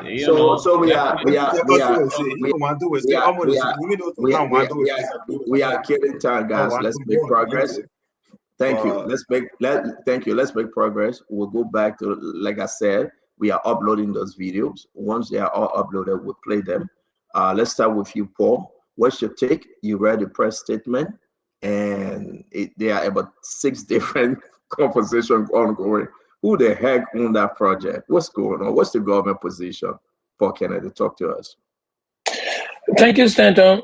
The inconsistencies in statement coming from the official governments, whether it's from their private page or from their official page, will leave the Liberian people now to begin to question, like the question you are asking: who really owns the government? I mean, the project, right? And somebody wants to come to justify, oh, the mayor not making official statement. Listen, there are certain positions of government when you hold, you have to be very careful when there are controversial issues being discussed. When, as the Minister of Information, everybody's listening to hear you speak on behalf of government. The press secretary, the Minister of Public Work in this situation. Well, I don't say you get it again. He's interrupting seriously, Paul. Will be speaking on behalf of what government is doing. Paul, let's get back to you. Dr. Bopla coming. Paul, let's get back to you. Dr. Bopla, take it away. The FOIA project discussion is on. Let's hear you. So, Stanton, I have to say that I'm actually surprised at the PR and the communication scheme of the president's people on this matter. I'm really surprised. This could have and should have been handled better. We've been talking for a while. It's been in the public square. What's happening to the project? How much is the project? Who owns the project? When the public has interest and are asking questions, you go with your crew, you talk about what you want to talk about, and you come and tell the public something. It's been dragging on. Sando is not just a person. He is the Deputy Minister of Information. He's the guy who had the press conference regularly. So when you put some events on your personal page, people read it, and then we start to get. So the communication has been terrible. Look, and I think we said it on the show fourth night ago or so. If it's a private project, it's a private project. If it's a government project, it's a government project. He asked the public work minister, he said, well, go ask the executive manager. Terrible PR, terrible communication scheme. The president's people need to do better. Who owns the project? How much is the project? What is the project? And all those things. Just answer the question for the people. And we will move forward. They haven't done that. So yeah, we are. Honestly, we're still getting trickled down as a government project. But we ain't enough yet. The government project, what is it for? How is it funded? Is it straight from the budget? Blah, blah, blah. Some things to me are simple, and the way we handle it can make it complex. This one doesn't have to be complex. Speak to the people and speak the truth, and let's move. The president's people can do better with this one. They haven't done, but they should. Thank you, Dr. Bopla. Thank you. Akara is great. We got 6 different videos and pictures will be coming up. Let's hear you. Well, I mean, what's your take on this whole story, man? I was just looking at the Ministry of Information website 1 hour now, and they said that's the official government statement. So I'm not shocked. I'm not surprised, especially last night, the way the program went and the way you were insisting that it's good that before this year end, they should come out for statement. So I think in my mind, predicated upon that, the government issued a disjointed statement that opened the Pandora box. It has opened more question, more concern, because look at the statement. In terms of funding, they said national. That means government give money. They talk about international. They spoke about regional. They say MRU, they say ECOWAS in the region that contributed. They spoke about private individuals and businesses. Which part of the budget national that it was captured? What the budget item line? Is it under security? The same thing is running after Samuel D. 12. The government has opened a dangerous propaganda, a Pandora box. That's what they have opened. The project 10 million, the government is now saying 6.1 million. That portion is ambiguous. Regional, private, individuals, businesses, national, international. Those are all statements of ambiguity or words of ambiguity. And like Dr. Bobla said, provide the information. Don't waste time about it. Talking about the president now will visit the area with some officials of government in this month of December as part of a visitation to projects across the country for security, different reasons they gave him. Who want to go in that jungle? $10 billion project. They brought it down to 6.1 billion. The actual source of funding is not identified in terms of the budget line. Usurpation of the function of the legislature. There's a disaster. The PR arm of this government is a national disaster, if not a calamity. But it's good for us. And when we say people want to get better, you don't have to frown on your face when we speak. Because my responsibility is not to pamper this government. I was not paid for it. I've never been compensated and will never take a compensation from them to do this job for them. The job is not being done. The press secretary is saying one thing. The deputy minister at the executive branch of government, Minister of State saying another thing. The minister proper at the Minister of State saying another thing. The public work minister saying another thing. The deputy information minister saying another thing. The minister of information saying another thing. Group of disjointed statement, a cartel that is indefensible. Thank you. So in the Pandora box. Yeah. Thank you very much. Let me come to you. Well, I mean, what's your take, Brother Russell? It's embarrassing, Stanton. I think, Dr. Brooklet put it right, and I think he was pretty generous about his analysis and his criticism. But I mean, this is just basic public relations, public information 101. I mean, just basic stuff. And if these guys cannot get this right, I mean, what? I mean, this is not rocket science. But because they were so obsessed with spinning and turning things around, so even if they have something that is supposed to be as straightforward and as simple as this matter was, they bundle it. I mean, it's embarrassing. It's embarrassing for the government. It's embarrassing for the president that you have the individuals that you have there in charge of the public information and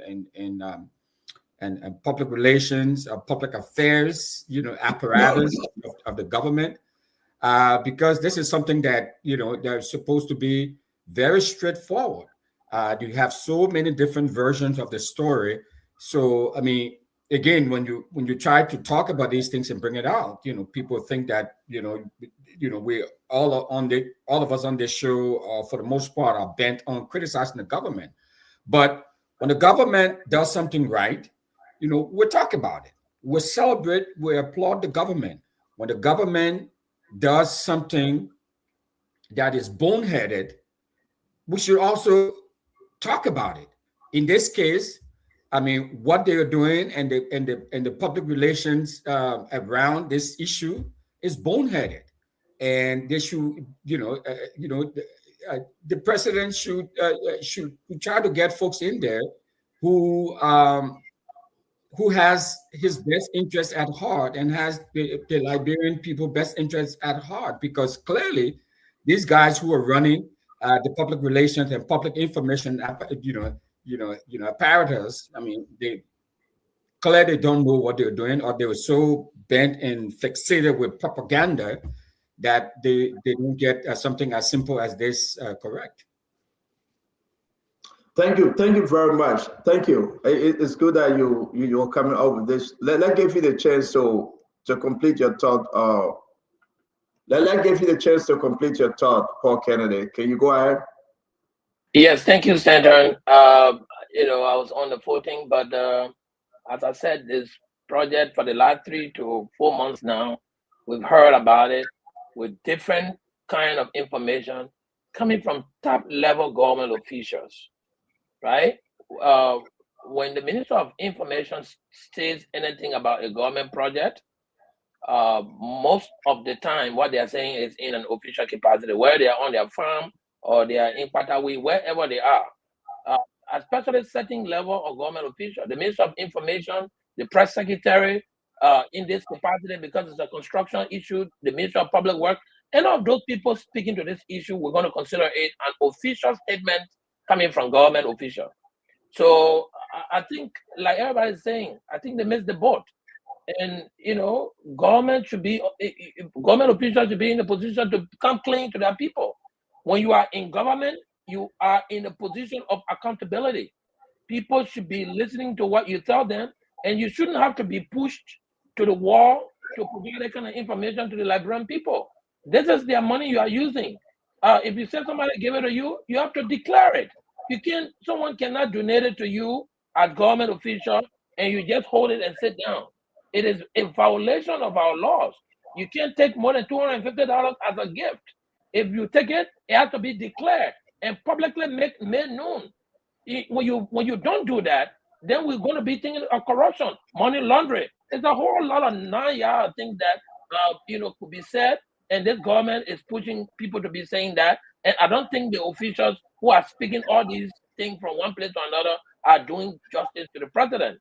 They need to come to tell the Liberian people what this building really is and where they got the money from. Thank you, Stanton. No, thank you very much. I want to bring you in. Let's hear you, Jefferson Chessie. So Stanton, yes, a government who has been 2 years in office, they haven't started a single project or completed one. This is a $6 million project, according to them.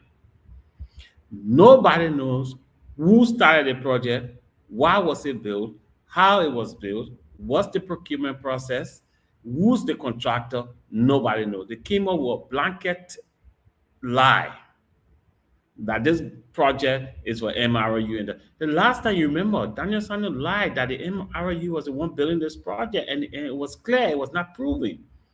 The press secretary lied about this. The public work minister disclaimed this project. He said, if I don't ask me, go ask the executive mansion. That is how terrible, and this will hurt this government because it's a corrupt nature. That project was built for Joseph Boakai retirement, but because of public pressure, they want to lie and say it is government project.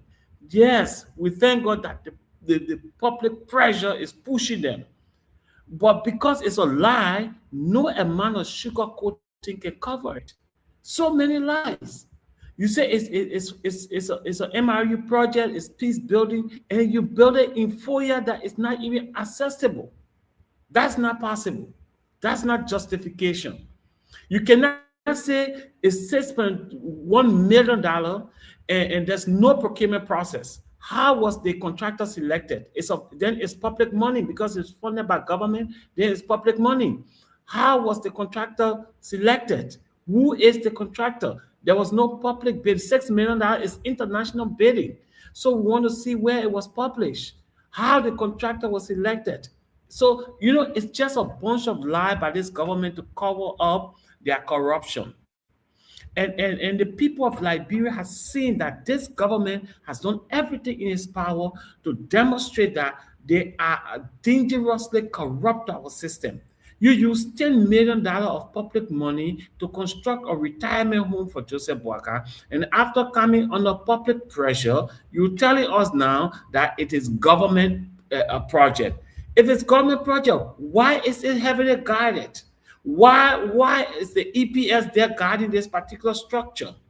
Why is a problem to have a drone image of the project? It's a government project and my money using, so I want to see it. Why is it heavily guarded? You tell me it's a security facility. What kind of security facility? Are you building nukes? What are you doing there? So it's the lie that is the problem for the Liberian people, and this information is distorting the entire public. Everybody in the country now is talking about the kind of rubbish they pull out. You cannot, as a communication arm of the government, pull out such information. You should have vetted it properly. This government is looking all around for projects. Why would they be hiring $6 million project?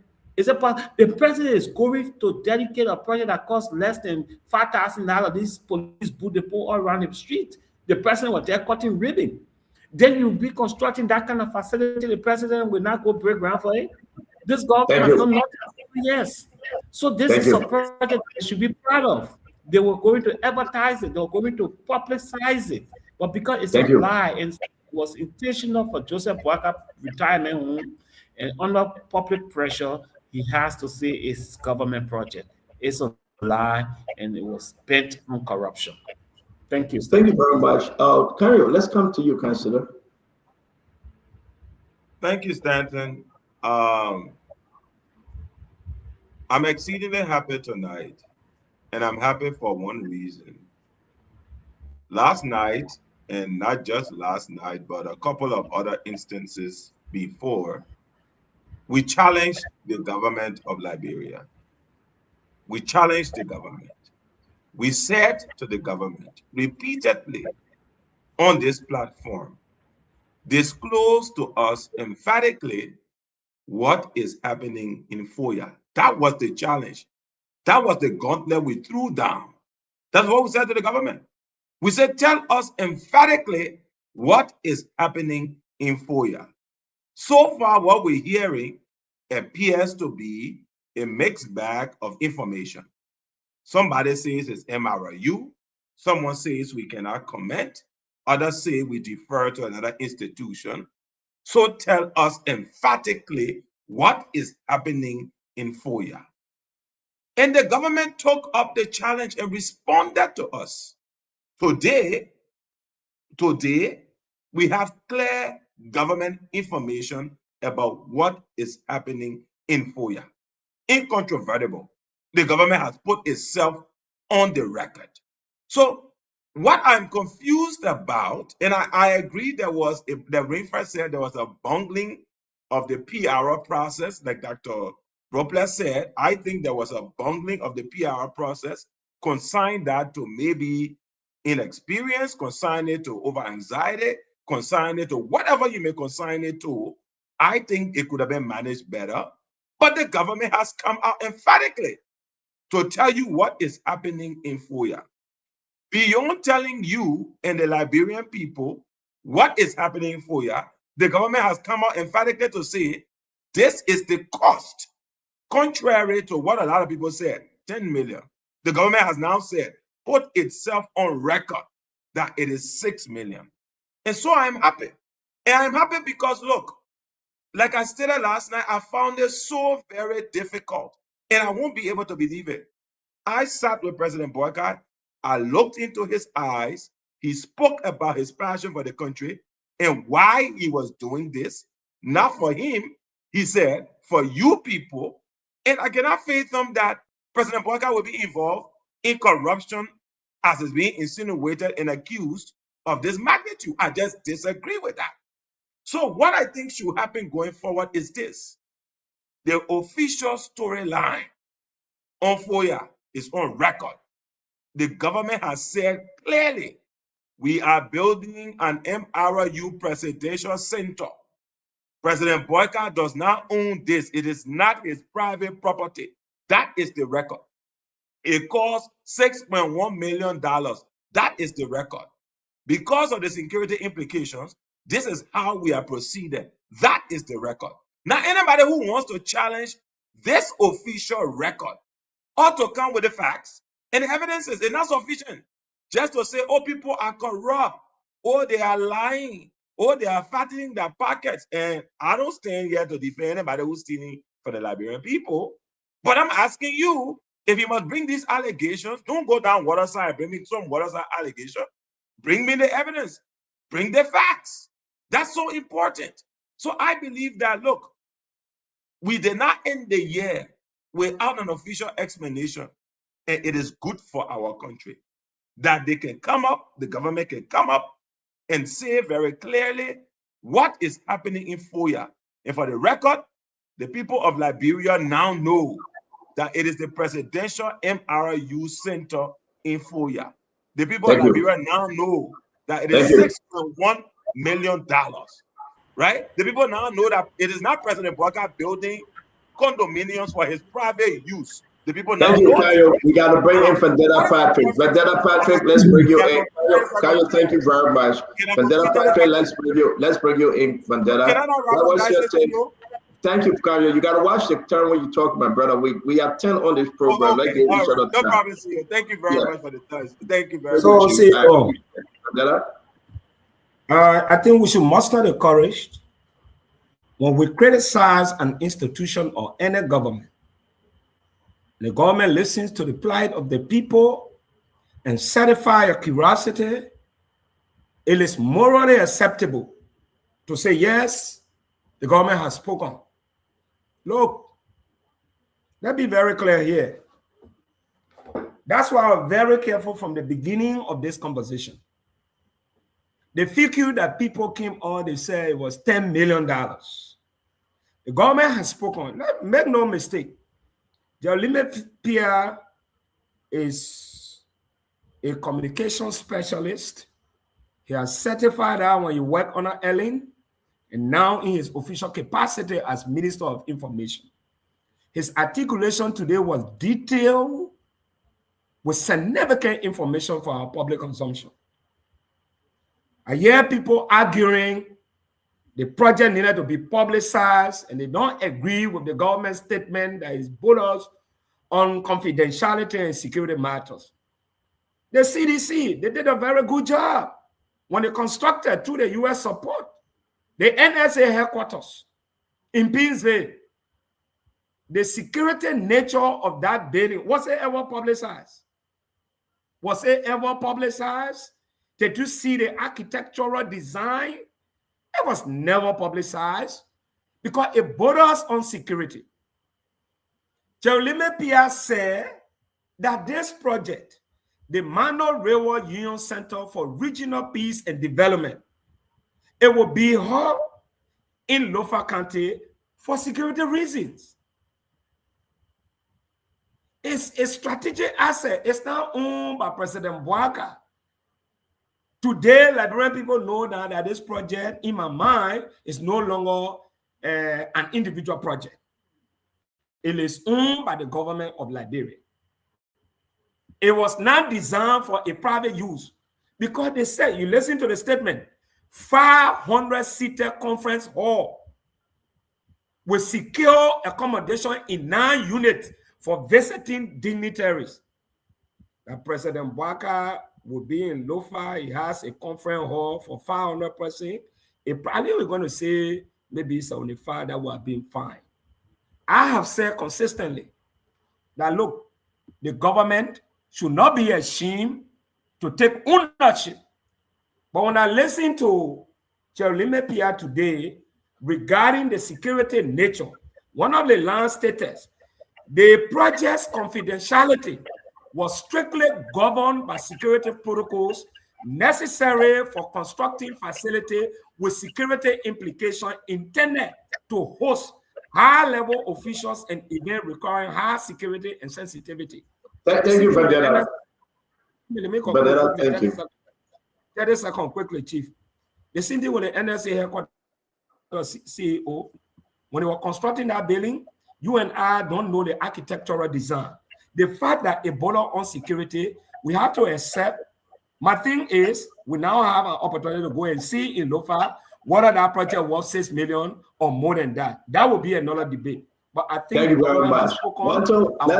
Thank you very much, VP. Wanto, let's bring you on. We want to say to all of you, share the show. There's a lot coming on this project, and we get to run too. Wanto, let's hear you. Sure. Thank you, CEO. It's a very interesting conversation. CEO, the first and most important thing I want to highlight is the fact that we're talking about security. The guys who are defending government want us to believe that Foya is the most secure area for peace and regional enrichment. The location in itself is hypocrisy. So of all of the locations in Liberia, Foya is the only specific place, the hometown of President Bouakai, if not the hometown, but the significant closer hometown that he is from. That's the hub for peace. Let's look at the circumstances in the middle. You know, so the decision on Foya to be the regional hub for Mano Rural Union was just decided. Moreover, the capital city was completely, isolated. Nema Kante, the rest of the other Kante. So we'll come back to the procedure era. From the onset of this thing, we spoke about a lot of issues concerning it. The first and most important thing here that I'm speaking about, nobody here is against peace. But we're speaking about constitution, we're speaking about budget approval, we're speaking about procurement, a lot of things. So let's look at the constitution, which is the first argument. I wrote an article which was, by the generosity of Spoon, that was published. I want to appreciate Spoon for doing that. According to our constitution, if you say Mano Rural Union Center is a public and strategic asset, Article 34D F of our 1986 Constitution said only the legislature has the right to establish public institution approved on a public expenditure. There is no act in the legislature that showed that this resolution can be done without the legislature enacting it. So the government did not even include the legislature. In fact, no member of the legislature today is informed about this specific information I will know right now. The budget approval also is a constitutional requirement, Stanton. Article 34D and the Procurement Financial Management Act, both of that aspect of our law state that it must go through the national budget. There is no trace of the financial aspect of this budget today that the guys are speaking about saying 6.1 billion, not 10 billion. No trace whatsoever in the budget where you find how this allocation was made. The government said the project cost 6 million. Where is the budget line? We can't find nowhere in the budget line where the 6 million budget project is allocated, whether in this budget, whether in the previous budget, whether in the upcoming budget. So maybe perhaps the budget came from the national security allocated budget, which they assume to be a very secret budget. But if you are advocating for the Mano Rural Union project, accountability in finance is the key hallmark. All Mano Rural Union project is published. There's a press release. In fact, I published a recent press release done by the government. It's on the Ministry of Finance website. One of the Mano Rural Union project, which is the 3-phase road. That project was being published on the website of the Ministry of Finance. So this other project disappear. It can be published, or no way that we can get a write-up that we're having today. So there is financial secrecy that violate the Constitution and the PFM law. The government claimed there is mixed national, regional, global, and private funding. Article 2 of the Constitution makes it clear. The Constitution is supreme over all action of the government. Under the PFM law, Stanton, all public funds, including grants and donations, must be disclosed. Under no financial secrecy can this be done under our Constitution. So what we are seeing here is a shambles. There's no confidentiality. No security can justify protection, especially if you can't override the Constitution or the PFM Act. Mano Rural Union claims cannot be done without public financing. Thank you very much, Juancho. This is very interesting. Sorry to interrupt. Guys, let's observe our 2 minutes. We got a lot to cover, especially on the FOIA project. And I want to say, please, we're going to be in and out rotating folks. But what I want to say today, we have the videos, right? Point of correction. The NSA headquarters were fully sponsored by the American. Liberia have no financial contribution on that project. We shouldn't give this kind of example. The NSA building was 100 million % sponsored by the American. Liberia contributed to it. So I just needed to correct that. Now let me bring in my brother, Chief Fubi Herons. Chief Fubi, let's hear you. Yeah, so good evening, everybody, and we look forward to a good show. Yeah, so first thing first, we all pushed at some different points in time for the government to speak to this project, and the government has spoken. I think we have to respect that. I know we can all put the political spin from the opposition angles, but the government spoke clearly with the different points that they made. In fact, with the cost also, 6.1 instead of the speculation of 10 million that was being said around. Everywhere in the world, every government has security projects that they keep tight-lipped on until it's finalized. So in Liberia is no exception. So if the Liberian government decided to keep us tightly, guarded, but in Liberia, unfortunately, we don't have real security issues, and so people will talk, and that's why you will see drone picture. If that was somewhere in the United States, whatever drone are flown over there or come down. In China, whatever drone are coming to fly over that project are going to come down. To even carry images to say you're going to disclose it. And so the government is clear on our issues. The PR issue with different people speaking, yeah, we can criticize that sometimes as government officials, you know that you're not ready to speak on certain issues, you don't have the authority to speak, you keep tight-lipped, and you don't have to make any public comment until it is official. And that's why you saw the information minister at some point refused to speak to it. The public works minister said it has security implication and will leave it to the executive marshal to speak.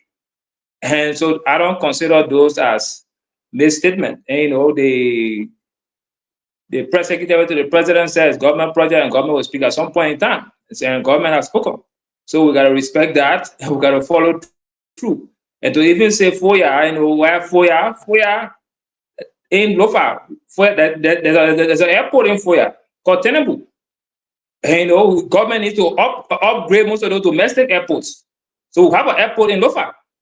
So planes, little planes can land there. And that's why when people go into Lofa through a helicopter or some other flight, they land FOIA at Tenebu. So we can't sit here and say we can't, FOIA is inaccessible. And we can't also be saying and thinking that Liberia will remain inaccessible forever. Fubi, let's come back to you. Thank you very much. You make your point. We'll do the round two and we'll come back. Tiwanuka, let's hear you. Thank you, Stan, and thanks to everybody on the panel tonight. I have sat here and listened to all of the gentlepersons here speak about how government is not acting with transparency and how government is acting in a manner that is corrupt and how government is constructing a project for Bwaka's retirement, all these things, For me, guys here, some of them feel like they have to put a spin on everything. There is nowhere, even including Article 34, that want to read. There is nowhere in our laws that says that government cannot reallocate. When the money is approved, when the budget is approved, and you say, okay, 50,000 naira for defense, and then maybe there's a riot going on somewhere and the police is undertaking a project to do a riot control, the government can look within what has been approved and reallocate as the need arises. It is allowed under the law, and to think that because government move money around from one point to another, that is corruption, etc., I find that problematic. My next point here quickly is that I think that where the problem is with the Ministry of Information. The timeliness in communicating with the Liberian people about what government is doing. And I think that Brooklyn talked about it. The communication is what is not being done properly, and then it makes the government look bad. So I think that rather than just come on the radio 3, 4 months, 5 months later after people have been complaining and say, we spent 6 million and this is Bwaka's project. This is something that you should have communicated properly with the Liberian people, because in the end, it is the Liberian people money. I believe strongly that this government's intention is good, but the individuals who are working as as information people, I think that they need to do a better job, whether concerning this project or future project. You owe it to the Liberian people to give them proper explanation. And finally, as long as this process is managed by the Ministry of Finance, the law says it's okay. When you take money from one arm of government and you redistribute or you circulate it within the government based on changing needs, and that process is managed by the Ministry of Finance, the law allows that. So, I'll fit within my 2 minutes. I just want to say the problem is with the communication. Thank you very much. Thank you. Brother One, I appreciate you. Let's try to rotate. We have many on the show. I'm going to just put it in the back to bring Emmanuel Josh on. Let's welcome you, Gibson. Let's hear you. Let's try to set the stage. I got to say my 2 cents. I don't believe anything anybody say. I think it's all BS. The government lying to the people. I know I will have my time to talk. Let's be serious, folks. Let's stop this. Let's be serious. Where Kanye? Kanye run away? Can somebody call Kanye to come back? This is a BS. Bachelor of Science. You can give it any name. It's nonsense. Come on, guys. Are we serious? You know, Thank you, Stanton. Hold on. Let me ask my question. May God have mercy upon me today. Oh, Lord, please do. Are we serious? We come on the show and talk about national security and the government get there and the government get down. They reduce it from 10 billion to 6.1 billion. Are we serious? You get Bible study today. Don't forget. Yeah, I watched the time. I asked the pastor to preach for me today. Are you serious? How can we come on the show? The government flop. The government lied. This government have created one of the. I think people should be impeached and fired and dismissed and jailed. The government lied. The government is lying. Come on, where Kanye? Somebody bring Kanye back. What kind of centrism is that? I mean, that's an embarrassment. I'm embarrassed about this government. It's that President Biden is not in charge. And anybody can pick up the phone and say, we're going to tell the Tabata, and the president say, yeah, go ahead. We even have the mind to go over there and say, we'll carry the president there to do what? Do we see any groundbreaking? Did anybody hear any groundbreaking? See any groundbreaking? Was there any groundbreaking? Can somebody answer me? Mana River, we're doing it for them. Where are the Mana River countries? Let's name them. Liberia, Sierra Leone, and Guinea. Were there any representation from the countries? No, somebody answer me. Liberia said there's representation for the big project. They said yeah. Can somebody do the research, my people? But it said It's still on the Mana River website. Go on the Mana River website right now. Go there right now. You know nothing about the project. It ain't even close. What kind of nonsense we doing here? How can we do this to our country? How can we do this for our peanuts? Yeah, I say. How can we come with bullshit lies? This is nonsense. Did anybody see any groundbreaking from the Mana River countries? Representative. You can the picture now. You call Donald Trump. He's a liar. No, but it's important to clarify a few things. No. Don't interrupt me. You thought I was very quiet. No, don't interrupt me. If you want you ask a question. No, don't answer my question. Don't answer my question. Okay, you yelling at people living with you. No, don't answer my question. You cannot do this. You cannot do this. Don't answer my question. Don't interrupt the man. If you can't stand it, you are talking. I was quiet. I didn't interrupt you guys, did I? No, it's wrong. Daniel Sano lied and said it's a Mana River project. When the whole Daniel Sano to the lies, Daniel Sano gave 45. He said I wasn't authorized to announce it. I misspoke. You remember that? You remember that? On another network, Daniel Sano sat there and lied? Exactly. Okay? You remember, I beg you, don't second me. I'm in Zigo. Nobody must second me. Please, let me talk my own. You. But see what you want an apology. When you finish talking, you need to stop, man. This is an embarrassment, not only to us. The ECOWAS community laughing at us. The project, who they get the project to? What the PPCC document? Let's see the numbers. How much on the paper? How much? Where is groundbreaking ceremony? I will internally black Barra because he been intentional. Let me black him now. I will continue. I will black him when he read the talk. I will unblack it, ladies and gentlemen. Kind just been very, very disingenuous to the discussion. So what is it? Let me serious, folks. You didn't see no representative from Sierra Leone. A President Bouaka can go cut ribbon for 20 chairs that are given to the school. Paul, That be $10 million project President Boakai would not call the president of Sierra Leone and Guinea on. That's not a reason. President Boakai went to receive 20 chairs. He wanted to receive police boot and he called ribbon, one police boot. That $10 million project, they will not get him to put on BBC. Are you guys serious? That's a scam. That's a lie. There was no security out there. They had an intention to, who did they give it to? President Boakai's nephew. Yeah. Who is President Boakai's nephew? Your daughter. The company that Mousson. Did they put any bidding process? Was there any bidding process to be? You say you're fair. You speaking for you are being very much bidding process. I would block Vendetta Patrick internally too. When they ready to speed, then we'll bring that on. You know, the guys are doing this thing intentionally because they won't take me off. They won't take me off my game. So I block it internally too. You will not hear and say you're ready to talk. This is wrong, folks. This is totally wrong.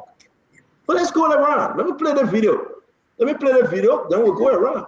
You remember yesterday we played Jeremy PR video? Let's listen to Jeremy. I'll tell you. Let's listen to Roland Guinness. Let's listen to Roland Guinness quickly. Since Public Works gives approval for these big structures building, there's controversial structure in Foya. Did you approve of it? And if you did, who is building it? Perhaps you could throw some light on that as well. The $10 million. Is that the $10 million? They alleged $10 million. $10 million project because we're not sure of the. When I have an interview here, Jeff, what kind of way? And you can approve. So let's everything. So we got to ask. So I can begin to address. You can begin to address this with that project. Like I said, with that project, I will leave that with the executive marshal to speak about. You never have any on the input in that security, project? on the security aspect of the presidency. What security nature is that? Well, I don't know about that. That's what I'm saying. So I will leave that. Is it a security structure? Of course, it is. So I will leave that with the security. What makes it a security project? I don't know about that, team. Well, you call it a security project. No, I said there's some security implications. So what is the security implication in that? I will leave that. Somebody wants to bid on Villa. I will leave that. I will leave that with the executive marshal to address. Too much. Just want to know. But did Public Works approve it? No, you said you didn't. Public Works, preliminary, of course, we saw it. We saw it. You saw it and you approved it. Well, again, I would say I would not know what the details are in terms of the construction, bidding, and financing, all of that. I say let's refer to. You are knowledgeable, smart guy. Let's refer to the executive. Why were you approved for that with that structure? Dimas, I would say please refer to the executive marshal to answer that. Okay. Okay. Thank you very much. That's an embarrassment. Gibson, let's hear you. Let's hear you, Gibson. You know, you almost spoke some of the things I wanted to say, but I got much more to say. Indeed, this is a shame. It is an embarrassment that we thought that our people who are not educated, who are so-called illiterate, who are in the market, who are in the streets, Yana boys, wheelbarrow boys, car pushers. I thought they said they were gullible. But I didn't know that even if you have a master's degree, you have a bachelor degree, and you claim to have some experience, you are still gullible more than these people. I have a few questions to ask. This 6.1 million that $10 million has changed to 6.1 million. Which budgetary allocation is it? Which budgetary allocation, which ministry budget they are using? Where did that budget land? Where was it spent from? Is it an off-budget spending? Number two, was any Mano River Union official, any Mano River Union president, any Mano River Union website, have they ever spoken about it, that there is a project that is being undertaken in Liberia, and Mano River Union will enjoy the facility that is going to be built in Foya, that the people met and decided that Foya would be the best venue. The Sierra Leone participate in that. The Guinea participate in that. Did Ivory Coast, they are adding Ivory Coast there now. Did Ivory Coast participate in that? When the groundbreaking, was there any groundbreaking? Did the president of Liberia, who inaugurated 10 buses, who broke ground for one depot, did he break ground for that facility? Who opened a water point? Why is it that Liberia will use its money for a regional project?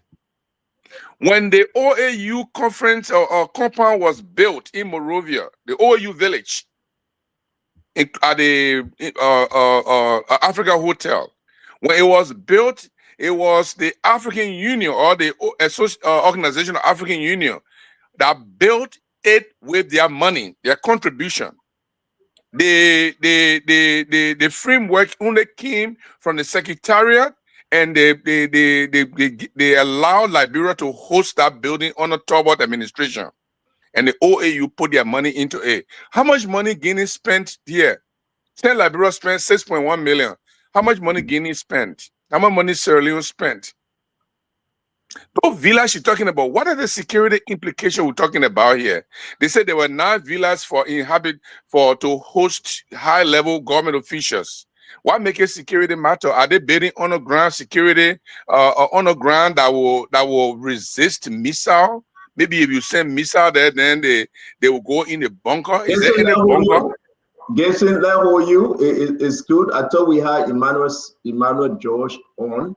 Apparently he left. Gibson want to say thank you. We want to do another line of excuse me. We're going to discuss it again. Before we do that, let me play these different clips, and then we'll do our closing round. This the Liberian people know better. They are not stupid, right? We will never be stupid, right?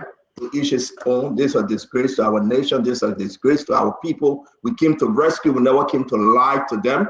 We lie to the people every day. We're feeling that the country is better, but yet we are sinking with lies from the Minister of Information. This is St. Daniel Sano.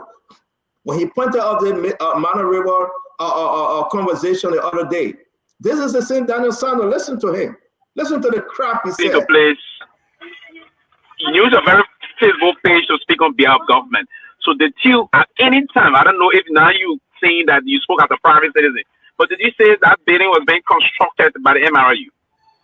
Well, so I don't know about the project in question.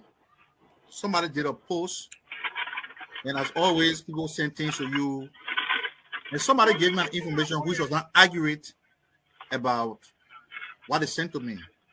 And I think to that effect, I made a comment which was very erroneous, but that comment does not represent the position of the government of Liberia. And that's why when I was asked in my capacity here as a deputy spokesperson, I said the government will address the issue of that project.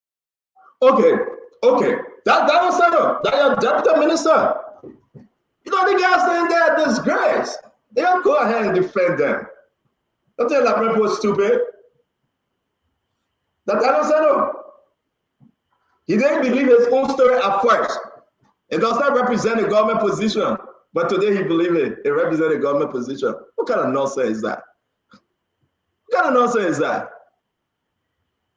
That was not telling us. What I told you all that mistake, that liquor talk, you don't believe me. That was settled. But today, because he put it on Facebook and he wrote it down, some are believing today. Every day the government is failing to fail. Every day the government is massively preparing to fail. Every day this government is leaving a legacy of deceit, lies, and backwardness. And this is wrong. The government must change. As we get closer to the new year, the government will find a new path that the people can understand. Listen to your Deputy Minister of Information. And it wasn't for Yombly and Liberty Party, they who have never gotten that job. Listen to your Deputy Minister of Information. I'll play again. According to 17 seconds, and when he was on closing argument, I'll play again. This is an embarrassment. You can't do this. So what happened the last time and today? The government has taken an official position now. Daniel Sanders said the story was a lie. It wasn't an official statement of the Republic of Liberia executive mansion. Oh, somebody knock you across the head? Don't forget. Daniel Sanders said. So those of you that are here backing and defending your kind of thought, Daniel Sanders said it wasn't an official statement. That slept a tongue. He lied. He misspoke. But what happened today? Yeah, listen to Daniel Sanders. He used a very Facebook page to speak on behalf of government.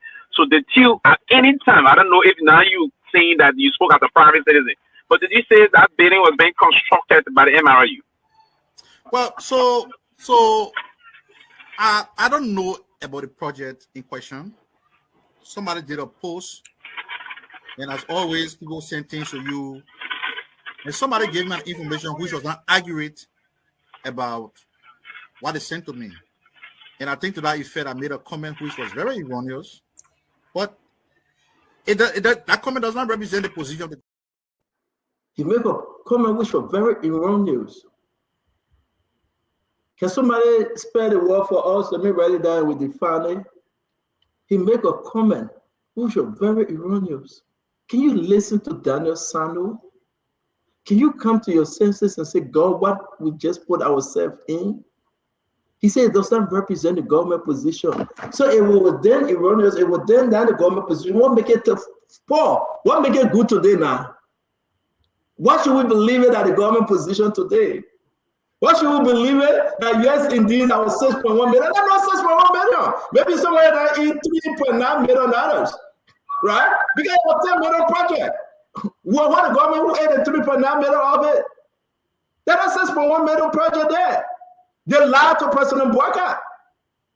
Now they're trying to say it came from NSA budget because of security project. They're trying to say it came from NASCAR because of security project. They will say the truth. They will say the truth to the Liberian people. They said a Monorail project. Why they didn't do a groundbreaking? We said that already. Paul, talk to me, man. How can we? Before you say, let's listen to Henry Costa. Henry Costa was on Spunto and he asked this question. Let's listen. People have been asking questions. You can't talk.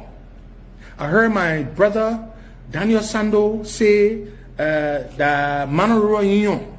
Then I heard the press secretary to the president say the project is a presidential project. There's no coherence in your communication. Your messaging has holes. How can the Deputy Minister for Public Affairs say one thing, that it is a Monorail Union funded project, and then the press secretary says it's a presidential project? Then Steve Kuya goes for confirmation hearing. They're asking, he say, I know nothing about the project. Oh. You don't do that to your people. You don't do that. Who's building it? Who's funding it? Bob, Joseph Boga is in trouble. Stand on the, this is bad.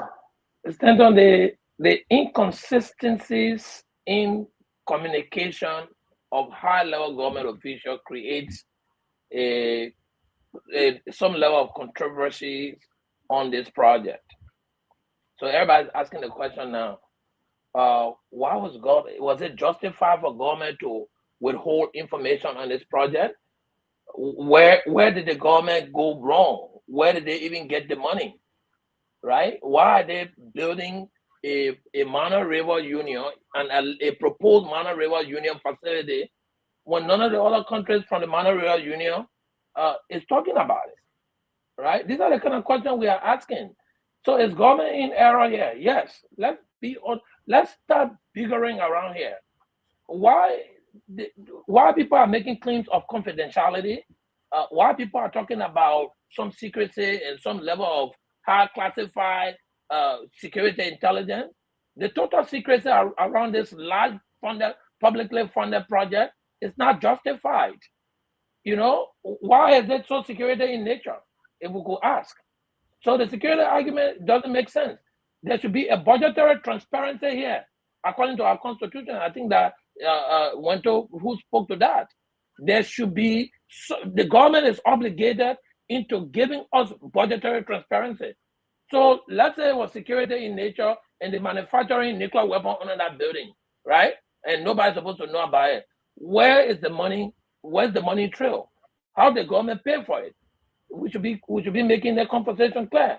Why is government in this capacity not really clear about it? I think is the gentleman who talked about the the United Conference Center. We sat down and allowed those facilities, that building, to dilapidate. There's a whole lot of money that was put in that building. It's gone completely down to the ground. Go to United Conference Center now and look at it. It's a total mess. But government will be taking money in this phase of high level unemployment to be putting it into the construction of another conference center when they could have renovated the United Conference Center and create jobs for the Liberian people. Y'all need to stop this, man. Y'all need to stop trying to justify unjustifiable things. Nobody can come to convince us that this is the Mano River Union project when Liberia is the only source of the funding. The people that they are caught with their pants down. Let me bring in. The Mano River Union is making projects, they're making payments. It's going to be divided among the countries. Let me bring in. Thank you, Paul. Let me bring in Dr. Boplan. Let me bring in Akari Green, Winfred Russell, and we'll go with the rest of the team. I want to say, folks, thank you for sharing the show. Thank you for being part of this program. We've discussed, you decide, and again, you know the truth, and the truth will set you free. I think that will be my team tonight. Thou shalt know the truth, and the truth will set thee free. Dr. Boplan can relate. Dr. Boplan? All right, so Stanton, thank you. I know you said somebody would proxy for you at the Bible study. I just want you to know you got to seek first the kingdom of God. And then politics of the show can second. All this shall be added unto me. But listen, so look, the location of the project, Stanton, is okay. The president, and put the thing. I was saying the location. No, we got somebody playing something. Is that you? No, that's not me.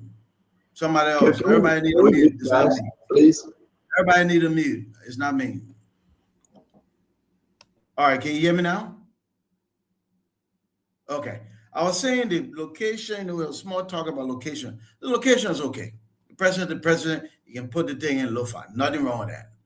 The communication was not okay. And I think sometimes the president, people need to be a little more diligent and don't treat the public like we're so unsophisticated or we don't deserve to know. Gibson mentioned OAU, and actually OAU was not funded by the Organization of African Unity. That 16th session that was held in Liberia, it was actually funded by Liberia. We spent 4 years, a little over $100 million, trying to build all those fabulous things because President Tall was big on hospitality. So we funded that, the Liberian people, and it was held. That was never held under the shroud of secrecy or security. So if you're building something, even if you feel like there's some security things attached to it, fine. But tell the public, we're building this thing, it will cost this much. You can't be visiting it. Nobody come and take picture there, but it's for X, Y, and Z. You be ahead of it, not behind it. Okay? And that's one of the things I just want to say in closing standard. Those are also put the precedent. We got to try hard to move away from this rationalizing, justifying everything. Because when you do that, then you squeeze out the opportunity for lessons learned, and lessons learned contribute to leadership development. Look, we messed this one up. We're sorry. But you have the price for it. Yes, why? Yeah, what you're going to do, blah, blah, blah, and you move on. All this spinning, it just remove opportunity, lessons learned from learning how to lead. And then the more you guys do the same thing. You see, you do the same thing. So I'm glad they said something. In the future, be ahead of it. The people with the president got to be more diligent and don't treat Liberian people like we're totally unsophisticated or we don't deserve to know. People deserve to know. And if you tell the people, we'll be okay. But communicate and be proactive. Don't be reactive coming from behind, be in front of it. I think you got a problem, and that's why exactly we expect, listen, the government messed up, Can they do better? Hell yeah, they can do better. But we shouldn't shy away from the fact that this government messed up on this project. They lied again. I want to be on the record. That project is around $10 million project. They are lying again. They will not show you one document that says 6.1. If they manufacture any document, it will be from the World Trade Center that they have underneath the ministry. They are lying again. This is an embarrassment. Let's ask where the money coming from. They will not tell you. Who they get the project to? They will not tell you. You will never see it. How can the president go and say we're going to bless this project and turn the key over to the government? And the president number one didn't do no groundbreaking at Carol's grave. What kind of project? Blind trust project? Project in the dark? This is an embarrassment to this government. I don't care when anybody come and defend Daniel Sano, their friend, their brother. They got a right to speak. They got a right to believe in what they believe. But I will say to the Liberian people tonight, don't believe them. This is wickedness in high places. They stole from the Liberian people $10 million. Who doing the project? How much money have they given that individual? Who doing the project? Where they getting the money from? Off budget? In budget? This is nonsense. For the 2 years in government, President Bouakai should know better, and I believe he does. But you bring folks around you that will play games and BM the system and BM Liberia, you want us to believe them? We will not believe them. We will not. They should question them. Who asked for the money? Who eating the Liberian people money? Who receiving kickback? Can we go to PPCC? Was there any PPCC document grid? Was there any one that we can show? Was there any open bidding that was done in secret? How did this President Bouakai nephew got the contract to build a $10 million project? And President Bouakai not put it for that. Not one for, he put that. How? What kind of wickedness is this? Tell us something right. He doesn't know about it. They say go talk it. Now you say MRU, so you go talk it. My own sister, Cooper, what's her name? Kula. She confused. What kind of nonsense is this? Is this what you call rescue? Is this what you call rescue? Rescuing $10 million? The journalists, they look like they're confused. They said they were doing the hospital, they did groundbreaking. They were going inside, they did it, but we don't know where it's coming from. Everybody worried. Who in the government can show any document? I mean, you better stop this thing. You better stop this thing. When that project was done, the late Sylvester Grisby came from Lofa that evening. He entered into the president compound in rehab. The late Sylvester Grisby. They want to put this on Sylvester Grisby. When he gets close to President Bouakai, we have taken material escorted by EPS security to that place. President Bouakai said, for what? Where the money coming from? He told the president where he sourced the money from. The president said, who are you giving the contract to? He said, the president's nephew. We'll put a picture of, we're talking. And they don't want to talk it, we're talking. President Bouakai was very angry. He said, how you can do this? The country didn't get money. From that day forward, we broke the news here on Spoon. I will leave the rest of the story. The government must come clean. That's embarrassment. You know where they took the money from? Huge part of the money, you know where it came from? You guys in Jeremy Pierre don't want to be part of it. What was done today, that Jeremy Pierre put it on a Daniel Sano. Jeremy Pierre don't want to be part of it. William Guinness, he choose not to be part of it. You will never hear this coming from the chief of staff, Sam Stikwa. Kula Fufana will say she doesn't know that a government project. $10 million is the project amount. $10 million. They come out and say 6.1. We're eating the 3.9 million. Great, take it away, man. This is an embarrassment. You know, son, I'm just relaxing and just laughing because when I said the Pandora box had been opened more by the press statement, and when I hear people talking about security, I just smile. You know, I've been having conversations with some security guys. Sierra president would never go in there. No Guinea president, security man, what the escape route?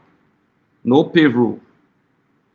Guinea, Sierra Leone, Liberia. Let's talk about the stealing. Wait, let me tell you what is lying. I'm thinking from my angle what is lying. Nobody will put a president in the jungle and dash in there. No military base there, nothing. What are you lying for? The Liberian government made it clear, say it's a Liberian, they say the project is Liberian initiative. Liberia initiative. Then Mano Rural project. Why would Liberia prioritize that place and people are dying from drugs on the sidewalk? The health situation is challenging. The educational sector, kids are still on the street. People are crying about salary increment. What is rationale for building that area that other president would never risk that security to go to? The air route is dangerous, no way. The helicopter they will just use and drop that president in between that conference center and the airfield and the airstrip. You know what it takes in between? Guinea presidents, Sierra Leone. I spoke to my certain parliamentarian man, just like the guy, you're laughing. This is a disgrace, it's a shame. It's not an embarrassment, it's a shame to this government. They got people from the CDC-led administration for budget spending, they say extra budget spending. Security, to them say they put the money through security. What a budget line. When you're prosecuting people on the basis of defaults, you cannot come and commit the same crime and you say you clean. Show me the budget line or somebody say, oh, the legislature does not have what? A national, the government, they put it in the document that the government is contributing national. It has to be legislatively approved. And it's dumb to argue that after the budget is approved, the government can just take the money and what they want to do from Ministry of Finance, the Senate to the other area from this, the same. What kind of mad argument is that? What kind of mad argument is that? That after the legislature approved the budget, the government can just sit and the executive can just say and do what they want to do with the money. That other argument, does it sound to reason in this conversation? This government is not only lying, they are cowards. They are extremely wicked to the people of Liberia. The kids are dying from drugs, then there's a need for rehabilitation center, or they paying another better yala. That 2029 election, they just catch you and put you down there in our place. Is there another better yala that they pay? Not only the communication is a disaster. Look at Daniel Sando. He said my statement was erroneous. Can you imagine? I don't want to beat on him. But today he comes back to validate the erroneous statement. Look at that. He said the statement he made about Mano Ronyo was erroneous. But today he comes back to validate the same erroneous statement, and the information minister placed it on her website and said that the official government statement. And when we say people say you hate the government, we don't hate them. They've demonstrated not only administrative ineptitude, but they are liars. They lied about everything. They don't have the span. There's a criminal administration. The president of Liberia is fully cognizant of the fact. I look at his eyes. I look at him go. His body language says a lot to me. As somebody who understands people's body language, it says a lot to me. Maximum deception. Then you say they will take the president and carry the president there. Can you imagine that? You didn't want to endanger the president in the jungles of Liberia. Dropping the president in the midst of enemy forces, or lion there, or what I could say, leopard there, because Liberian get lion, leopard, snake, cobra there, all that the cobra there will be living in our building. You talk about the United Conference Center, let's be realistic. Look at it in Monrovia. And you talk about, then you say you have a conference center there, that we're going to risk our life in that jungle there. We're going to live in that forest. We're going to take there. Good, thank you very much. Let me bring in my brother Russell. Russell, let's get your closing on this story, sir. Yeah, thanks, Stanton. I think we've all made the point. There's no need to belabor the issue, but it is clear. I mean, this is indefensible. So many of us here support this administration, support the government of President Bouaka, and would like to see it succeed. But when it messes up, like it has done in this case, we must call it out. You know, because we are calling it out doesn't mean that we don't like this government or we don't want to see this government succeed. Because I know for sure, for one, if this government succeeds, it helps me. It helps my pocketbook, because then I will not have a lot of my relatives calling me from back home to help them with small things. So for me, it is important that this government succeed. But there is clear the public relations, public affairs, public communication strategy that the government applied on this was wrong, was boneheaded. I mean, there's just no justification. There's no excuse for this. As far as I'm concerned, I mean, I don't want to disparage anyone's credentials, but all of the folks who are in charge of the communication, strategy of this government and the communication, apparatus, they need to go. They need to go, because you cannot be lying about something that is so straightforward. I mean, let's just call it out. I mean, these guys, they were not being right by the president and by his administration. I don't like the location. I mean, I know Dr. Broplin and others say, oh, the location is not a big deal. No, because it also presents a conflict of interest.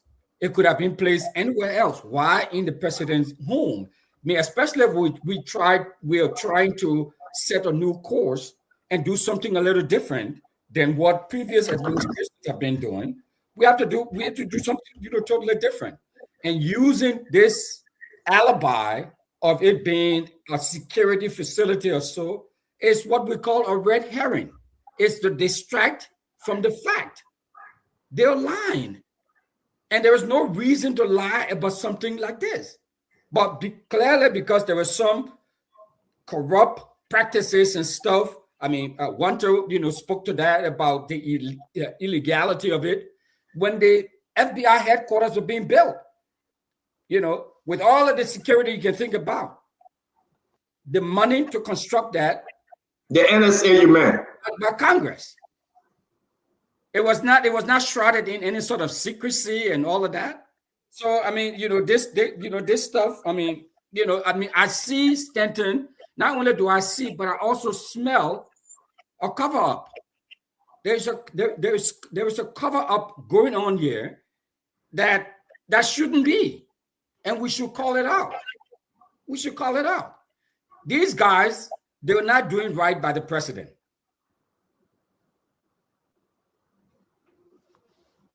Thank you very much, my brother. Thanks a lot, ladies and gentlemen, boys and guests, wherever you find us, this is where you find us. We appreciate you all for joining us every day. We are closely on this FOIA project. The person responsible for building this project, you may know him. He's right there in that brown or that gold suit right there. He's here again, but look at the people he's hanging out with. You know that project is a whole bogus project. I've met this guy before, by the way. I've met this guy before. We discussed on other issue. But the project thing, on nephew to Joseph Yuma Bouaka, and just imagine he hanging out with Mama Kabedite and that other foolish man called himself tourism chair.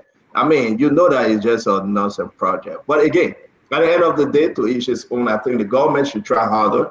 The government cannot cover this one. The government cannot try it. It's an embarrassment to the government. It's an embarrassment to the effort when you call rescue. It's an embarrassment to the Liberian people. I think the president should take action. Anyone that leading him to this thing is on him. That's his legacy. You cannot put $10 million on that dirt you call project. Even you say that 6.1 million, you still lie. Let's bring in Jefferson Chelsea, Vendetta Patrick, Fubi Henry. cancel the contract back, but 1 to 3 want to take us home on this. We finish with the thing here. We'll continue it. We finish with it here. They will still lie. We'll still talking. We'll not let it go. They will say the truth. I will sit down one night, they're drinking a beer and pound one, and they can tell us, say, yeah, they put $6.1 million that government project just for all to let it go. Who told you that was stupid? That's a new day in Liberia, brand new day, Jefferson. You cannot lie to the press. You cannot lie to the people no more. We are not in their pocket, so we will tell the people the truth. You know what the guys are saying? They're taking control of the media. To do what? To cover up? To prevent? And allow you to steal from the government and the people suffer? No, no.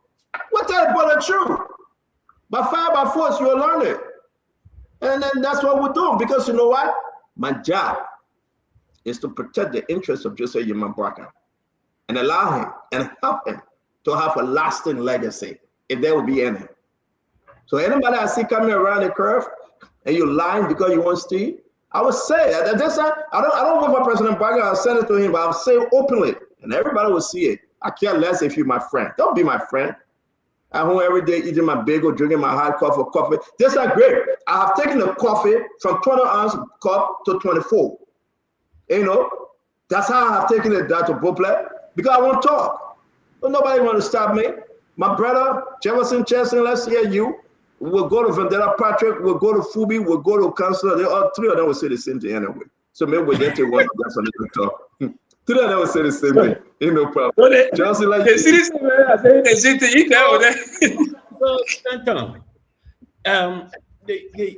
the rescue government is anger on lies, deception, and falsehood. What is going on now is no inconsistency in communication. No, it's a blatant lie told to the Liberian people. And it's an insult for Joseph Boakai and his gang of thieves to tell the Liberian people that this building is for the MRU. When the Minister of Public Works said in an interview that it has to do with the security of the president. Listen to him. He said that building has to do with the security of the president. That place has been guarded by the EPS, the personal security of the president. That place was constructed for the president. And these lies that are flying around the place will hurt the Unity Party. They will pay dearly for it when the right time comes. Liberian people are not fool. You cannot insult them like this. It's insulting to come out of our faces after you have told us so many stories. And then you come on now and telling us that this is, for government. I mean, it's insulting. It's the least any incompetent government would do. Look, there's no way Joseph Boakai would tell us that he doesn't know about this construction. He's fully aware. He's fully cognizant of what's going on in his government, and he sanctioned it. They are intentionally stealing from the Liberian people to build a retirement home for Joseph Boakai in Foya. And to say, oh, that place is ideally located is wrong. It's wrong. That is a complete jungle. That's bush. No access to somebody say the guy airport. No, the airport is in Vonjima. It's not in Foya. And for Vonjima to Foya, the work condition there is so bad off. And for somebody to say that the NSA building was constructed by government and it was on a secret, no, it was never a secret. Fandela, it was never. That place was fully constructed by the American government. And everybody knew that they were constructing NSA office in that place. And everybody knew that it was NSA office. There were no lies about it. There was no way we misinformed intentionally Liberian people saying that these places were security projects. No, it was clear that it was NSA building and was being constructed by the American embassy. So there's no secrecy about any construction that went on under the CDC government that we call government project. No, Kula Fofana lied. Roland Giddens lied about it. The deputy minister, Daniel Sanu, lied about this, and the entire government. In fact, the office of the president is telling us that he doesn't know about this. I mean, this is an insult to the Liberian people in every form and manner. All we need to say to this government is that you will get payback for insulting our intelligence when the right time comes. Thank you, Senator. Thank you very much. My people just start calling me. We'll open the phone line after the guys talk. Please just start calling me. Again, I get about 15 more minutes on the show. The guys will be able to carry on through that to both life, and we'll discuss other issue because I got to go to Bible State and go pray for my country, Liberia. And I'm happy to bring in my dear friend and brother Vendetta Patrick of the Road Group Movement. Vendetta. So let me start in the first contradiction on Jefferson. I stated here clearly, you question the architectural design, that why the project in Lofa architectural designs were not published. It was based on that. I reminded you that when you constructed the NSA building funded by the US government, giving its security sensitivity, the architectural design of that building were never published. And I drew your attention to state clearly that we argue here. We inflicted the fee, 10 million. Some people say 15 million. Government has taken responsibility. We didn't inflate the figure. Don't do that. We did it. Say you. Don't say we. No. I will interrupt you because I'm the moderator. So you inflated the figure. Yes, I agree. I'll be disingenuous on you. It will be better that you say you inflated the figure. Don't say we. Because we know the amount we talk about. Don't say we inflated the figure. No, don't do that. So where is the fact? Where are you facts? What is the fact? Where you going 10 million? The government that you believe in, tell the government to give you the facts. Did the government show you any document of $6.1 million? Did the government show you any document? The government that asked the people to support them, the people want to believe in them. Did they show you any document that is $6.1 million? Vendetta Patrick, did the government show you any document of $6.1 million? Let me talk, please. Did the government show you any document of $6.1 million? No, my man. Did the government show you any document of $6.1 million? Vendetta, you are an advocate. You are an advocate. You're a man that when you speak, because of your past history, people believe in you, right? The American believe in your story. Did the government today, the statement that they put out, did they show you anything besides that flying statement? No, they didn't. If you cannot dismiss what they put out, why are you dismissing when they say it's $10 million?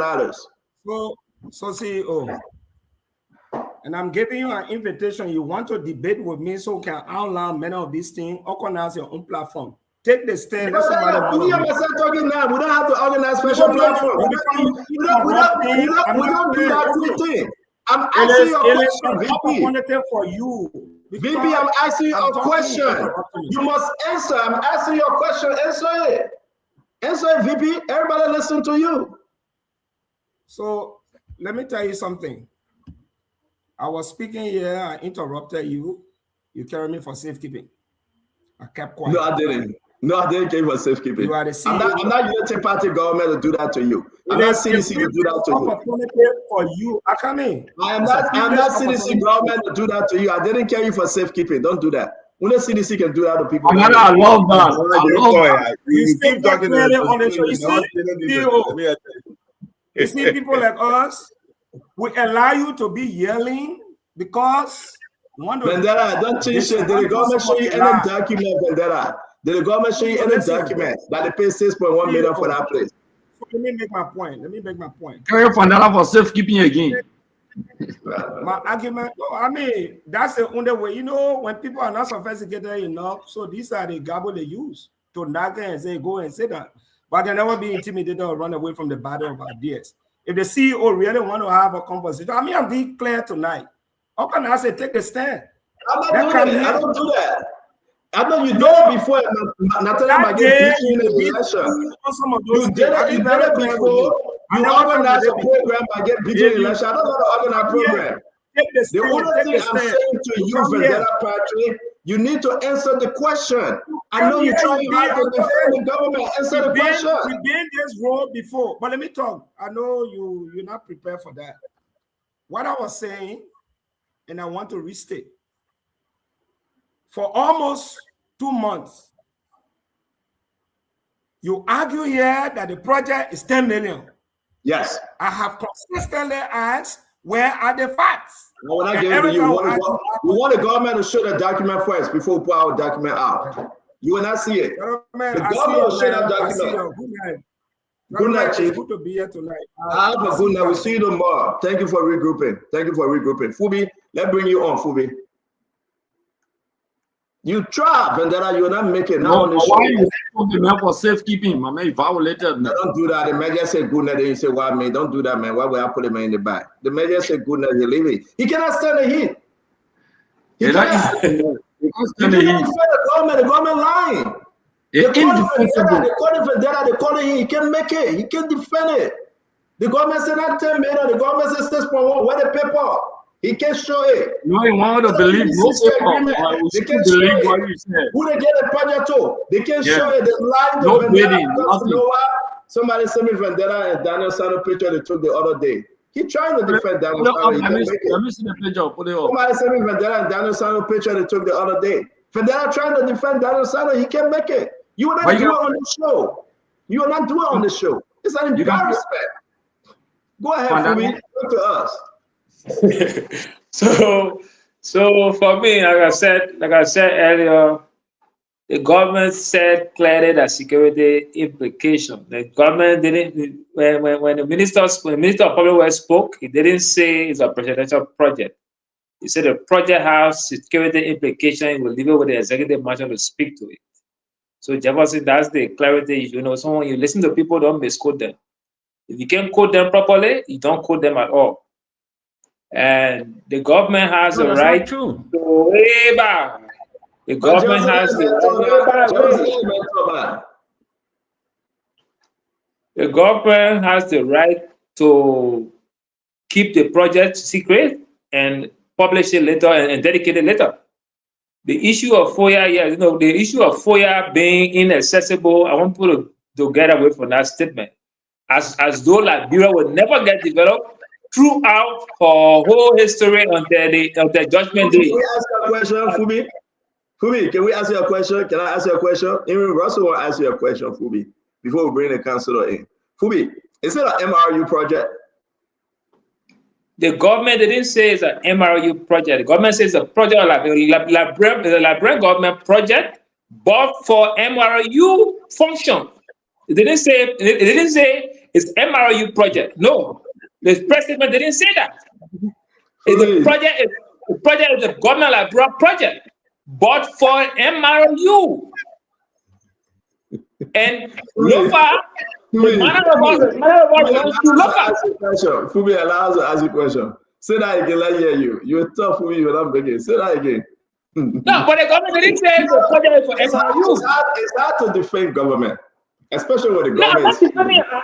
I was speaking to the press statement. The government didn't say the project is for MRU.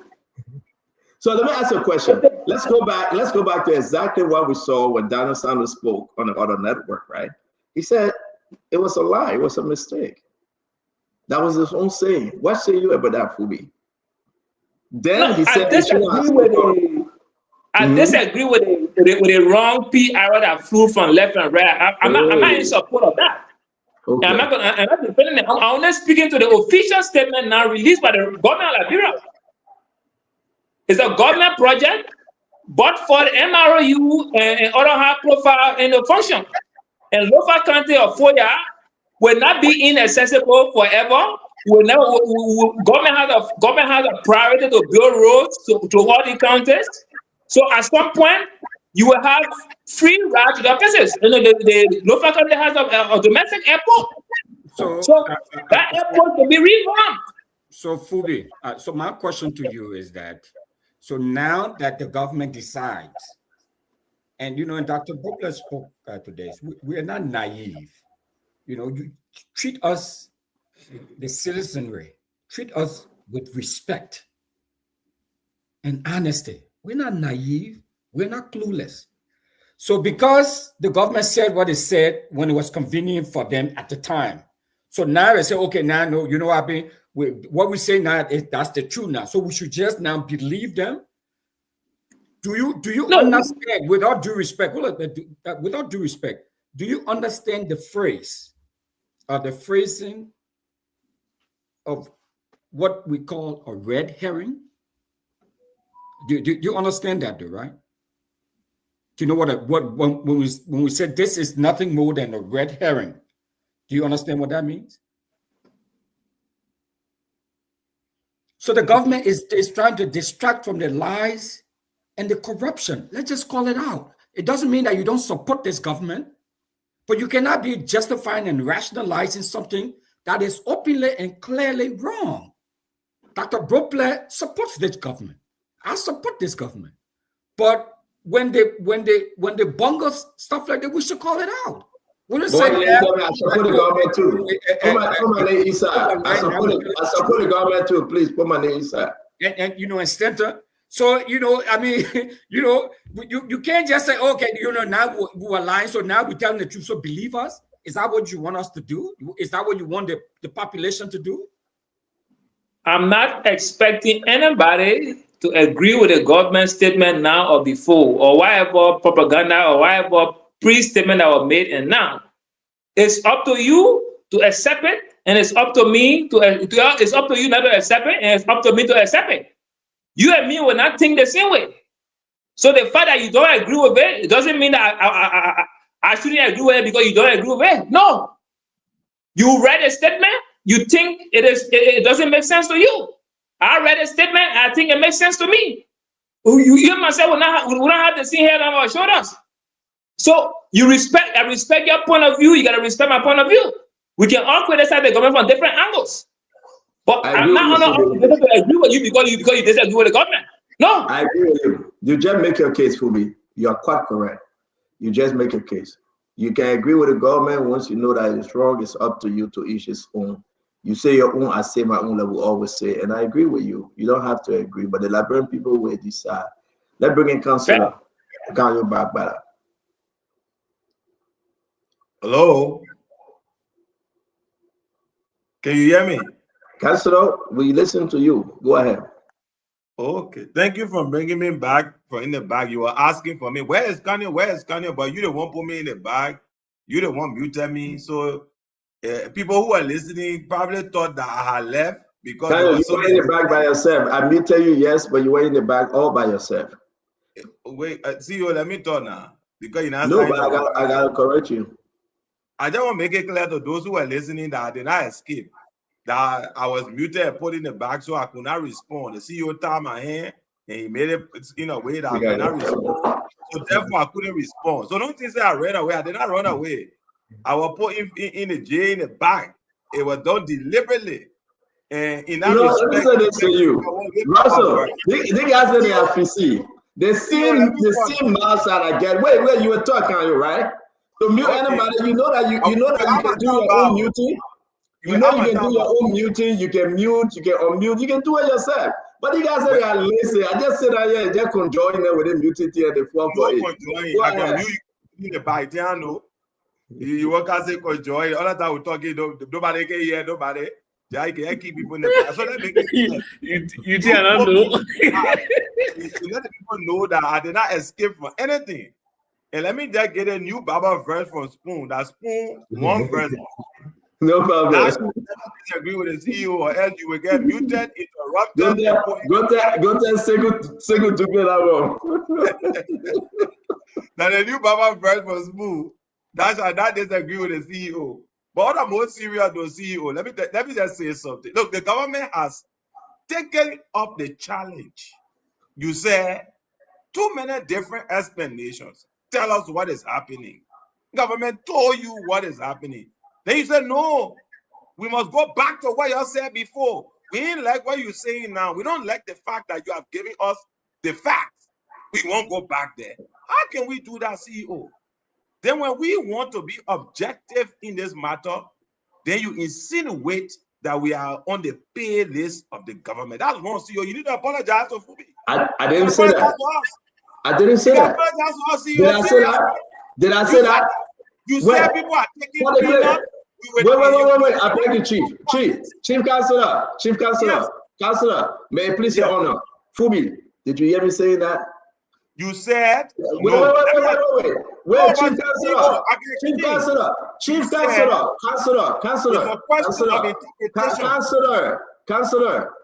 beg you, Chief, you don't waste more.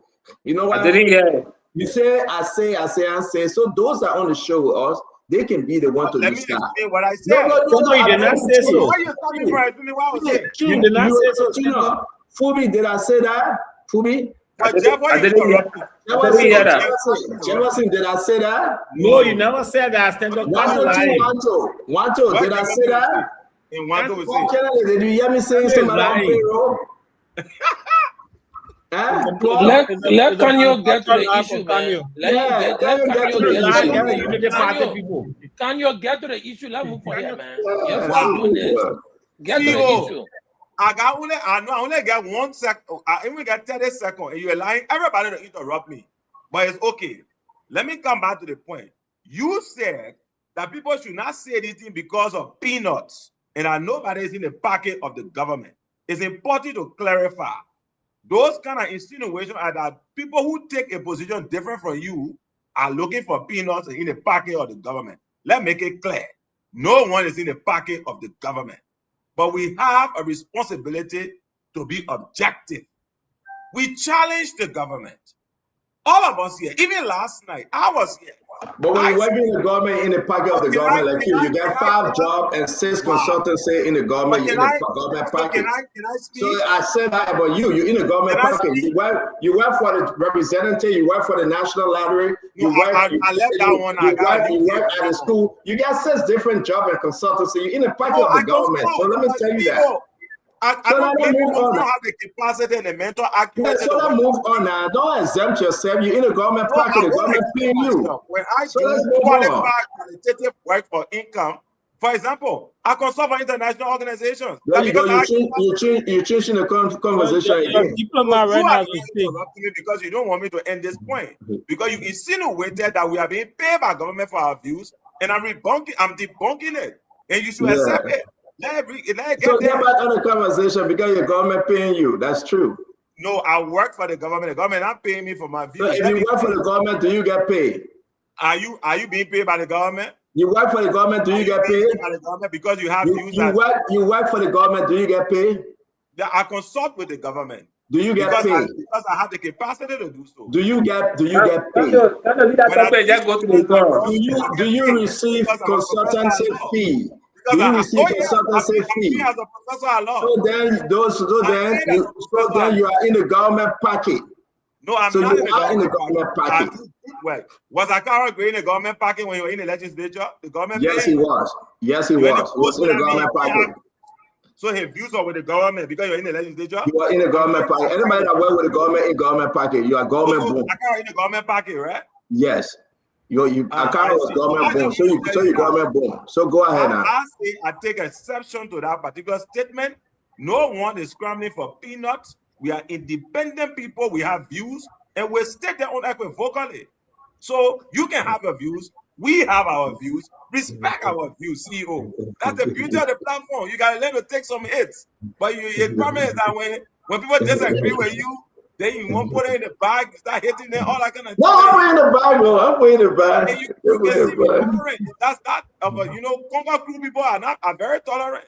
They're not intolerant. They can let go the talk. So that come out to the issue now. There you go. You're not talking about Congo crew people. Congo crew people are not intolerant. They can let people talk. They can just shut them down when they disagree. But let me say this. Look, I will end on this particular note, and I think it's exceptionally important. The facts ought to be separated from speculation. That's why I really, really do agree with Fubi. The facts ought to be separated from speculation. People have continuously speculated, and I don't blame them. The government takes some of the blame. That 10 million was being spent in FOIA. The government has now come out to state clearly no 10 million is being spent in FOIA. Rather, it's a $6.1 million project. Anybody with any evidence otherwise, the accuser must provide evidence. Let them bring the evidence. People have insinuated that this is Joseph Boyka's retirement home. That is their argument. Now the government has said this is a presidential MRU center. Come and disprove that isn't a presidential MRU center that is Joseph Boyka's home. Where is the evidence again in that regard? People have come up to say that there's no national security implication. The government came very clearly and say, you see operators there because it has national security implications. Where is the evidence against this? So at the end of the day, we all need to be dispassionate. Let's take away our emotions. Let's take away whatever hurts we have. Whether the government did bad to us, President Boyka did bad to us, we dissatisfied over something, whether it's personal or not, let's just adopt a position of objectivity. I applaud the government. We challenge them. They have given us a position. If there's anything beyond this position that you have evidence about, then bring it up. Let's have a conversation about it. I think that's the way it ought to go. But to start shutting us down and insinuating other things. And last CEO, you said one thing which seemed to contradict something you said before. A few days ago, when the government did the MCC compact, you were glowing in your adoration about the government and what was happening. Today, you say the government is failing because the government has now taken a position on FOIA. I find the two to be extremely incompatible. You look at MCC, which tell you the country is going forward. You look at 124. Why is Wanto interrupting me again? Wow. I can't even get a word. Wanto, please let allow Kanyo to finish. Wanto, guys, stop. Let allow Kanyo to finish. Kanyo, please finish up, please. Just wow. Are you done, Kanyo? I don't even know where I was again. Anyway. Okay, so thank you. No, let me finish my thought. But let me finish my thought. Even you used to get. I can't believe. I mean, I'm not surviving yet. But like I was saying before, CEO, you said something before that seemed to be incompatible. Just a few days ago, you were congratulating the government on MCC. It was groundbreaking. Today, you say the government failing because of FOIA. I think we are having withdrawal symptoms. We had all of this previous conversation about FOIA. We challenge the government. Government steps up, gives us a clear narrative, a narrative that confirms what I always believe, that President Boyka is not involved in corruption. This is not his private property. He is not building condominiums. He's not building a palace for himself. He's not trying to build a retirement home. This is government property. And people still want to say something is wrong. So the burden, like Jefferson should know, I taught him very well, the burden of proof is on the accuser. So now bring your evidence. Where's the 10 million that you say is for the project? Where is President Boyka deed to the property? Go bring it. But if you can't bring it, then let's stop this and let's move ahead. PR disaster, we agree. Corruption, no, we disagree until you can bring the evidence. I rest on that, CEO. Thank you. Thank you very much, my brother. Thank you. You know, I love when you're on the show. I do, seriously. You're trying. We're so happy to come here every day to discuss the issue concerning Liberia. And I must tell you, though, Kanyo, you are trying. I mean, whatever thing Mo Ali gave you to come on Spoon Talk, that's unique. I mean, the Unity Party people should appreciate Mo Ali. To convince you and ask you to come on Spoon Talk, it wasn't an easy thing, but it's a good thing that you agree and you try. So I want to say to all of you, when we come to almost closing time, we'll leave the show with Dr. Boblet. Yeah, I had to do this. The government is not telling the truth. There's an embarrassment. Whoever advised President Boyka to undertake such a project, I agree with Dr. Boblet. And all of you, the government should reset. They should regroup and come back and tell the Liberian people the truth. The government should. No, not that picture, Nelson. Nelson, why you putting the picture up? That can you in this meeting, right? You know, consolidated strategy planning input, National Library Authority of Liberia. This is one of Kanyo many gates that he's in the government pocket and here running his mouth and talking tabata. Kanyo is in a strategic meeting as consultant for the National Library. He's right there, making his own take. Kanyo, you are in the government pocket. You are government boom. You are. Allow me to finish your talk. You are a government boom, Kanyo. You can say nothing bad about this government. You say nothing bad about this government. And, you know, there your name right there, consolidated and presented by Councilor Kanyo Bagbada. Strategic planning session and officials of the National Library Authority Friday, December 12, 2025. You got no more right to talk that will believe you because you got nothing to say. You're taking government paycheck. You're not a centrist. You come here and just talk tabata all the time. The government paying you from all these different entities. We ain't blaming you. I'm not mad. The hustle is serious. You got to hustle. But for you to come sit down here and say you are defending the people of Liberia as a century, this is an embarrassment to the core of the nature and people that advocate in sincerity and honesty, put their lives on the line. You are not one. You are not one, Kanyo. But what we do on this show, we bring the good, the bad, and the ugly, and the Liberian people decide. So don't say you are not government boom. You government boom. You will never speak ill of this government. Even when you see it dripping with blood and sweat, you say that sugar water. You will never speak ill of this government. It was just 4 days ago. You were relaxed. You have your Poland Spring water or whatever water it is. You're in some serious discussion. No, wait, let me finish. I'm not beating on you because of something. I'm beating on you because we know you will always be on the show to defend government. That's what they are paying you for. That's the National Library. Right there, December 12th.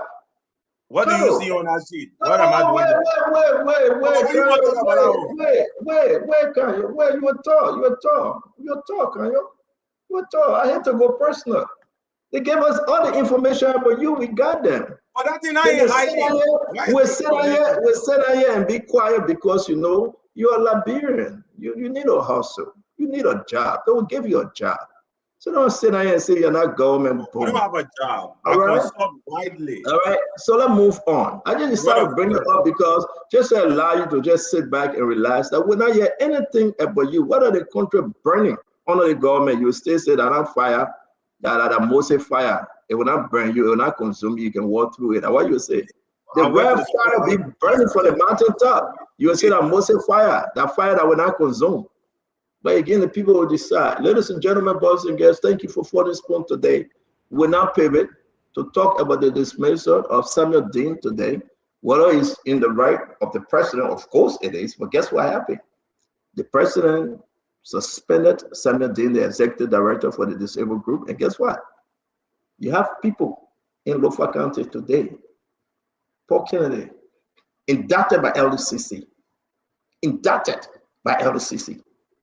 They still got a job. They are in court. The president says, I'm touching them, but I can suspend the executive director for the disabled member. Let's get to it. Let's end the show. Sorry we couldn't come up to grill these ministry because we all have time, but listen, I'm done. We'll come back and fight another fight again. I appreciate all of you that joining us every day. I think the show today was a unique show. If you agree with me, not because I'm going to Bible study, 20 more minutes to go. I think we can just give our closing and just go home. Do I have a second? Can we have an easy Tuesday? Thank you, guys. Yes. So, thank you very much. Nelson, come on the show. Let's do our closing, and we all can depart in peace. The Liberian people enjoy this conversation on the Lofa project. And I think that tomorrow we come back again to discuss this ministry, to discuss the dismissal of Samuel Dean, because I know he's not coming back, to talk about all the other issues. The people will decide. This is an embarrassment. Listen, I supported Jose Yima Barker. So in my closing, I will do everything I can by God's grace that you should have a better legacy. The MCC project, if that money comes to Liberia, it's a good thing for our country. I celebrate it, and I will continue to applaud those that are trying their hardest best to bring the money to the country. It doesn't mean I will not hold them responsible, Paul Kennedy. That's a separate thing. They are trying to bring the money. Gafwan trying to bring the money. I celebrated him. But if we talk about the budget, and Gafwan messed up on the budget, I would tell Gafwan that he's wrong. That's who I am. Not because I praise you today means that I cannot tell you. Sekou Douple, everything he cried about are my friend and my brother. He refused to contribute to the budget. He ate the money and continued to eat the money. We tell the Liberian people, this deal a bad deal. The Liberian people should know that that's the fact, that's the truth.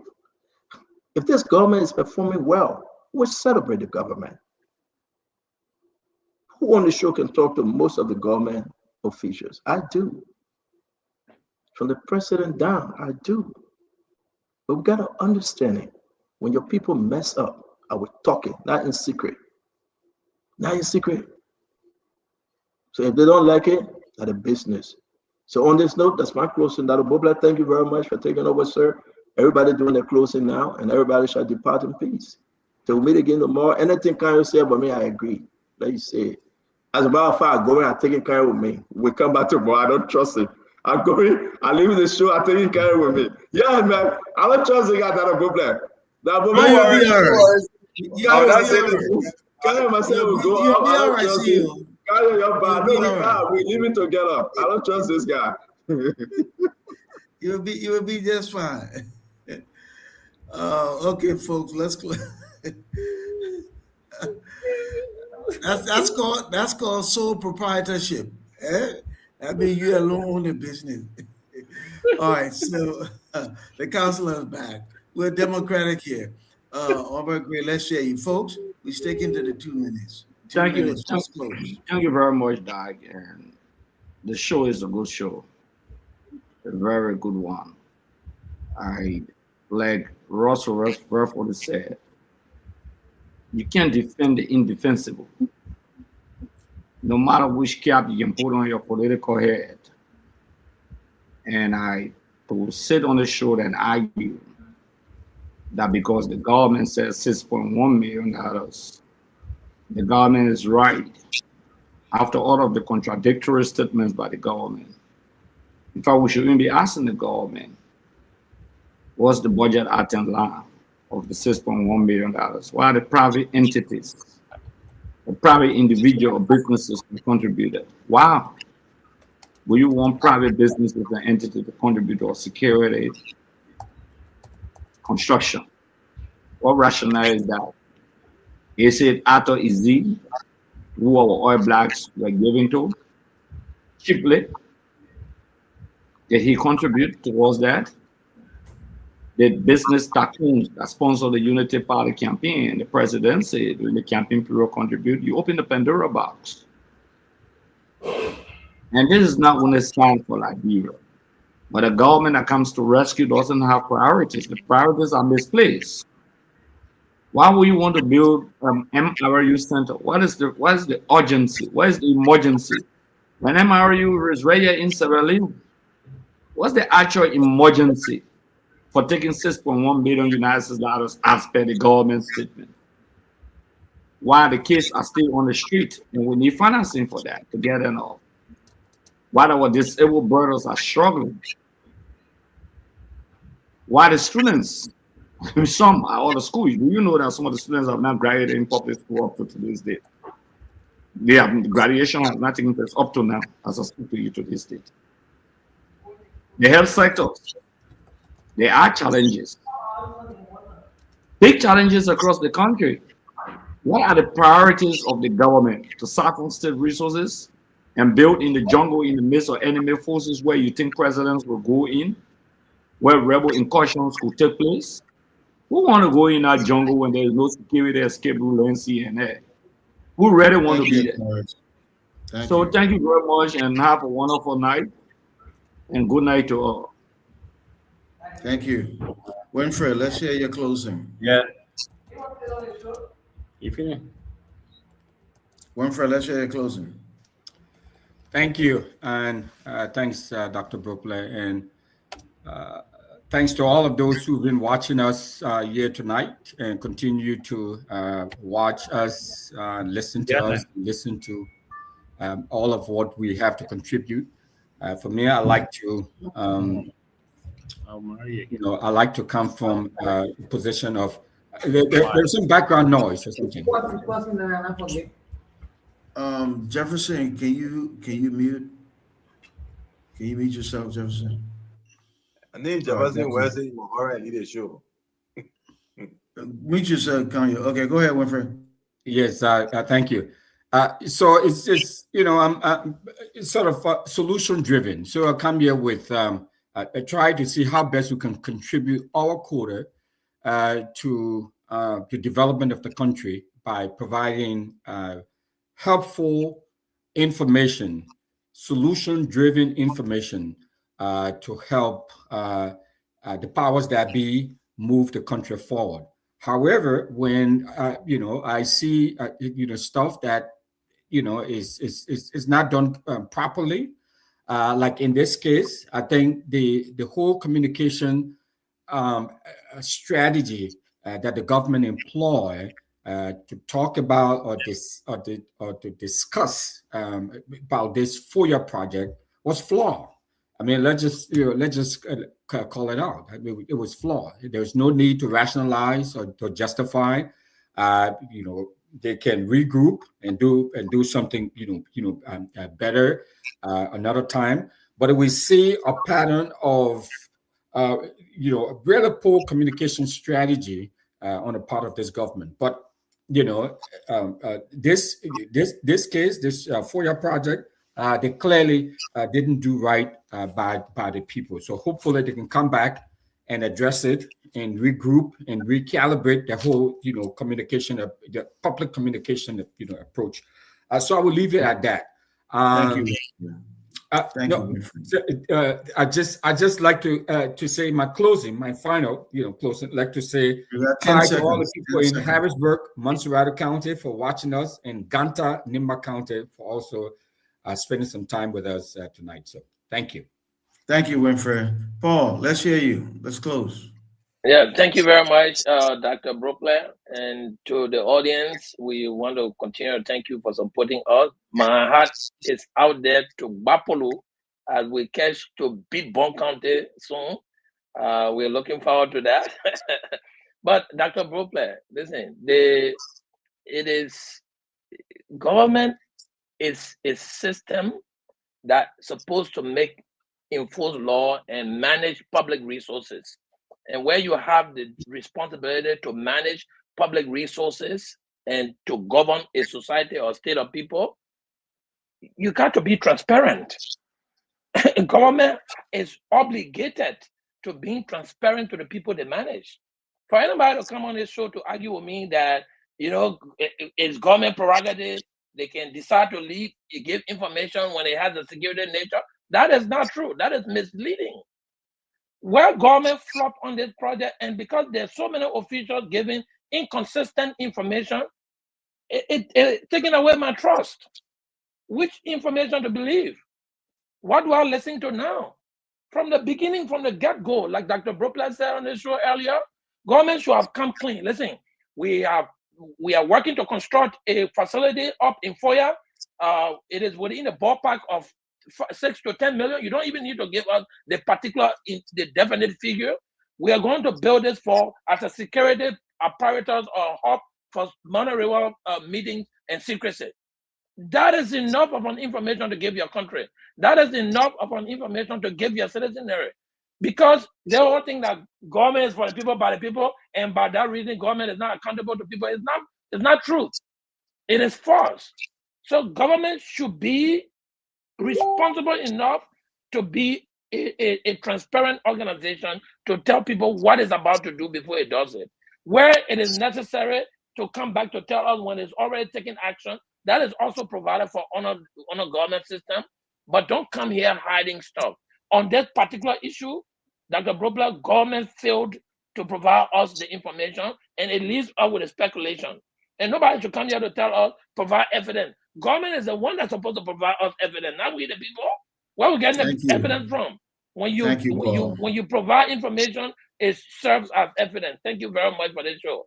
Thank you, Paul. And I wish Bapulu luck. Tomorrow I'm leaving home at 6 a.m. in the morning to go to Nimba to go cheer for Magibi. I just want all my friends to know I love you. But every time I go to the game, when I'm on the field, my team will win. So local Nima will be in San Nicolas tomorrow. So is it Magibi or is it Grand Bassa? No, Magibi now. The Magibi playing Nima tomorrow. A big game there. No, I'm talking about your support. Yeah, my support Magibi back. What are you talking to? I live in They may try to set you up that a problem. In my yeah. Oh, okay. Jefferson, let's hear you, man. Close. Jefferson, let's hear you. Thank you, Dr. Brobler. And so, yes, and that goes especially to my professor Kanyo Barbara. Look, we pressure the government to give information. We didn't pressure them to lie to us. And yes, you made a statement, you say you taught me right, and kind of that true, you taught me right, that the burden of proof can shift if the information is peculiar to the accused. So in a case, only the government can tell us the truth. We don't have the information, so the government is on obligation to provide the evidence of that 6.1 million. They should provide the evidence that that place is for MRU. They should provide the evidence that they went through a procurement process. The government is on an obligation to provide the right information to the citizenry. And instead of lying to us, and this lie, it will haunt the Unity Party. It will hide them. And if they continue to lie like this to the end of their term, it will cripple the Unity Party. All their governance, their structures and everything is based and angled on lies and misinformation and deception. And these things are laid bare to the Liberian people now. All the lies are backfiring. Everything they said to the Liberian people now is laying bare before the Liberian people. They lied about reversing the harmonization. They lied that all those contracts were bad contracts for the government. They've come to power, they cannot reverse them. They lied that that auditors were killed, people were murdered. Up to now, they cannot prove it, they cannot open the cases, they cannot prosecute people. They lie about everything. They lie from start to end, and these lies will kill the Unity Party. It will damage the legacy. And let me just say to Liberian people that everything that is happening, Bwaga is fully aware that structure in Lofa will be constructed for his retirement. And because it has backfired, so they're trying to put a spin on it to give us a false narrative. And that will not be accepted. It's for the Liberian people to tell us what they just said to us. We hold this government to be accountable and transparent in governance, not to have a gang of thieves serving as our leaders. We reject that. We kill the Unity Party. Thank you, Dr. Brobler. Tonight was a great show. Thank you. Fubi, let's hear you. Let's close. Okay, Jama, citizen better talking. You say the last we had a Unity Party. You should be happy. Okay, you want to come out of power. So let Unity Party keep lying so that you can come out of power. So stop complaining. Why you want to complain for the people? It's not power. It's about governance. So is it a lie we had? So that lie had there so that at least you have opportunity. So you start complaining. You'll be happy that the government lying. At least it will set you up for Kamba. But you want the government to make a statement. The government officially made a statement. He said no, you don't accept it. You want the government to come back and make another statement and say, I will tell the government was lying.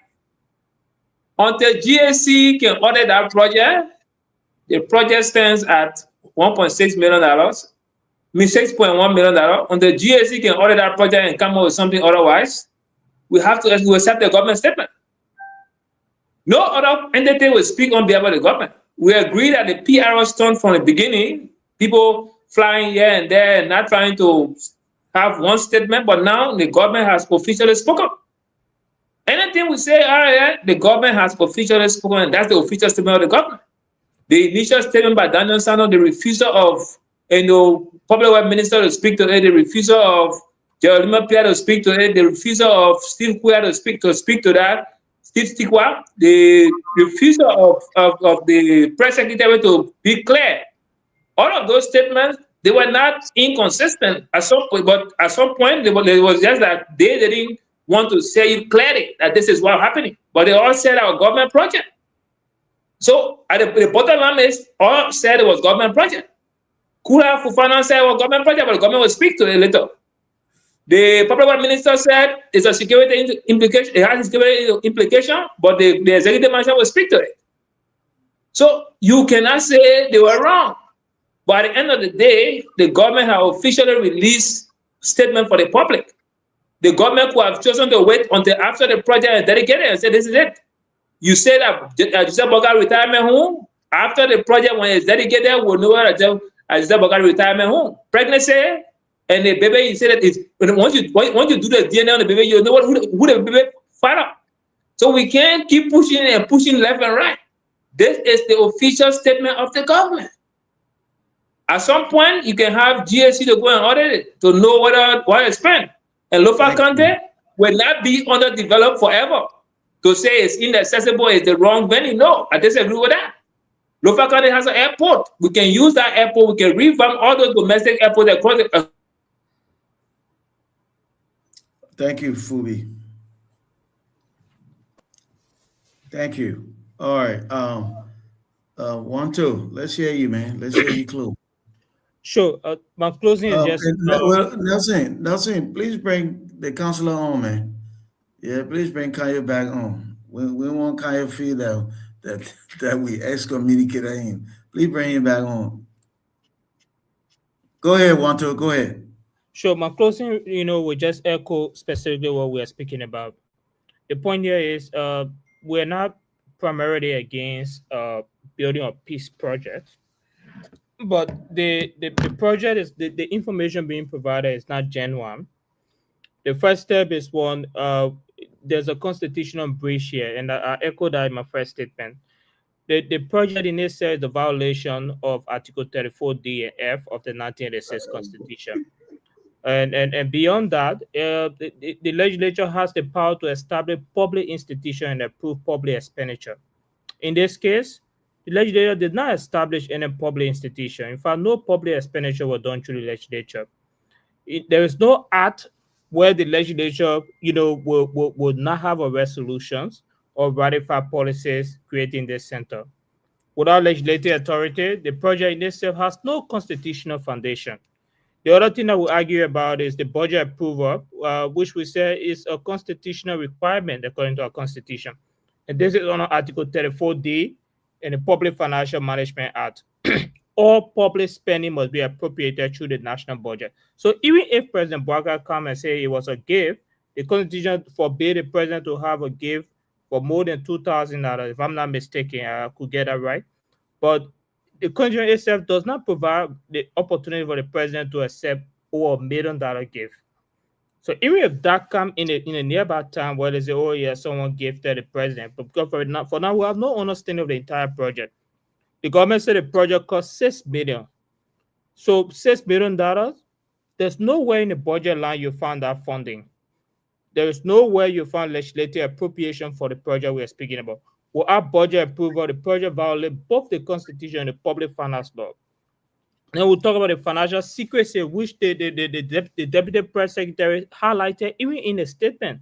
The government claimed that there is mixed national, regional, and private funding. If you look at the Mountain Rural Union funding, it's publicly, there's accountability around public funding with the Mountain Rural Union funding. So even if we say this project is a Mountain Rural Union project, there must have been some press release for the project. You go on the website right now, you will see no press release from the Mountain Rural Union. So Article 2 of our Constitution, let me just end on this note. I know, I haven't really spoken long yet. I know you. No, you're already over your 2 minutes. All right, let me, one few seconds. Let me climax. Article 2 of our Constitution makes the Constitution supreme over all action of the body. on our PFM, our public funds, including grants and donations, must be disclosed and audited. Financial secrecy around public funding is extremely lawful under our constitution. But under this project here, we are speaking about funds are not public and they are not declared, and the funds are private. So the truth here is confidentiality has no way in our constitution. So this is a very interesting scenario. I know I'm saying very uncomfortable things, so you don't want to give me the chance of nothing uncomfortable about you. We wait all your time. Thank you, one, two. No problem. Let the counselor close us. Let the counselor close. Counselor, let's hear you. Thank you very much. I want to start by saying thank you to the CEO, Stanton Witherspoon. I mean, I think this is a beautiful platform. We get to agree to disagree in the best interest of the country. That is good. I also like to reject in very certain terms the insinuation or assertions that we are in the pockets of the government. I'm a professional. I consult Wale. I have a firm that does great work. I've been in the sector, development studies, strategic planning for close to 20 years now. Don't let my so-called youthfulness fool you. But we got our feet wet more than 20 years ago as professionals, and we've been in this space. I mean, Fubi there can tell you quite a thing or two when we started this journey way back in the days as professionals. So we do great work. We consult Wale. I don't work for anybody. The only place I work is the University of Liberia, where I teach full-time. Other than that, I'm not full-time anywhere. I run my firm and I consult. And I know it's an idea alien to most Liberians because everybody wants to sit in government office. And when they're not in government job, they can't do anything else but come on spoon and harangue the government. No, we are not like that. So we're very viable economically, and we take our position based on what is objective. Very quickly, I'd like to add that, look, we challenge the government, myself included. Just yesterday, we were on this platform making the case and saying that this was PR being bungled. You know, all of these multiplicity of statements needed to be harmonized. The government needed to take a definite position. The government has stepped up and giving us a position. I like the point that Jeff raised. You know, the point about we need greater disclosure. Now we're making progress, but what I differ with Jeff is you can say they're lying, then you say we want disclosure. You got to decide what you want. Either they're lying and then forget about it, or say, look, we appreciate that you've given us a position, but we need more information. And I think that's where we should go. But it's a great step by the government to give certain information. And it just confirms, like I said, when I met President Boycott and I decided I would support him, he may not have known, but I looked him in his eye. I was just listening to him as he spoke and how passionately he seemed about the country. And I don't see corruption in that man. I don't see anything like building FOIA for himself in that man. So I think this is another a failed attempt to implicate President Boycott. Let's find something else. And let's challenge the government to be more open, and let's challenge the people who communicate for government to do a better job. But on that note, it's a great day here as always. Thank you so kindly. Thank you. Thank you, Councillor. I want to appreciate all of my friends, my colleagues. I think we have, like Councillor said, we have a platform and we have an opportunity. With the platform comes the opportunity to address issues and offer ideas and not attack individuals. We keep doing that. One conversation at a time will help our persuasion. It's just one Liberia. And with the property deed called Liberia has all of our names on it. So it's our obligation, our civic responsibility to do our part in constructive ways to move the nation forward. I just want to footnote here as we close that Kanye ought to have faith in the president's personal integrity. I met the president twice. I don't believe he's corrupt. He has personal integrity. I do think that his handlers are not doing as good a job. And at the end of the day, though, the buck stops with the leader. So every now and then you got to look around the circle and clean up some stuff and do some personnel replacement to help you get to where you're going. Ladies and gentlemen, I want to appreciate all of you. Nelson, you and the crew on ground, you do a great job. Good evening to everybody. Thanks to all our friends for watching. From the Spoon family, good night. Well, pleasant good night to you, Dr. Beauplay, and thanks to the entire team, Mr. Paul Kennedy, Councillor brother. We appreciate all of you tonight. And we look forward to a great show tomorrow. Thank you, Nelson. Yes, sir. And to our audience, I want to say thanks to everyone for being here tonight. Many of you joining us on our social media handles, Spoon TV, Fabric TV, and Super TV. We say thanks to all of you. Thanks to Voice of Liberia for relaying the program. And I want to say thanks to all of the other radio stations across Liberia that are always relaying the program. Thanks to the many of you engaging in the comment section, sharing your thoughts. Anthony Gay, we appreciate you. Robert Black Diamond, thank you for being here. Nathaniel K. Hill, we appreciate you. Telvin Ping, thank you for being here. I see Prosperity, well, it's moving fast. Thanks to all of you. David Wokolo, thank you for being here, brother. Sir Johnson, we appreciate you. Philip Bala, Mr. Bala, thank you for being here tonight. Darlington Allison, thank you for joining us. Per Kimber, we appreciate you, ma'am. Joe Boy, Emmanuel Brown, thank you for being here. I want to say thanks to everyone. Jackson Kamal, thanks as well for being on tonight, sir. Lincoln Morris from Massachusetts, thank you for being here. We appreciate you. Thanks to Marjorie Blay, thanks as well for being here. But just before we go, I want to say, send a special birthday greeting to an ardent follower of the Spoon Talk. Williet B. Morris, you're celebrating your 63rd birthday today. Thanks for being a follower here on the Spoon Talk. We want to say happy birthday to you, Madam Williet B. Morris. Thanks for always following Spoon Talk, sharing your thoughts in the comment section. We appreciate you a whole lot. And we wish you all the best as you celebrate your 63rd birthday today. Happy birthday to you, ma'am. All the best. And yeah, thanks as well. On that note, we want to say thank you. We look forward to being here tomorrow. Until then, folks, have a good night and bye for now.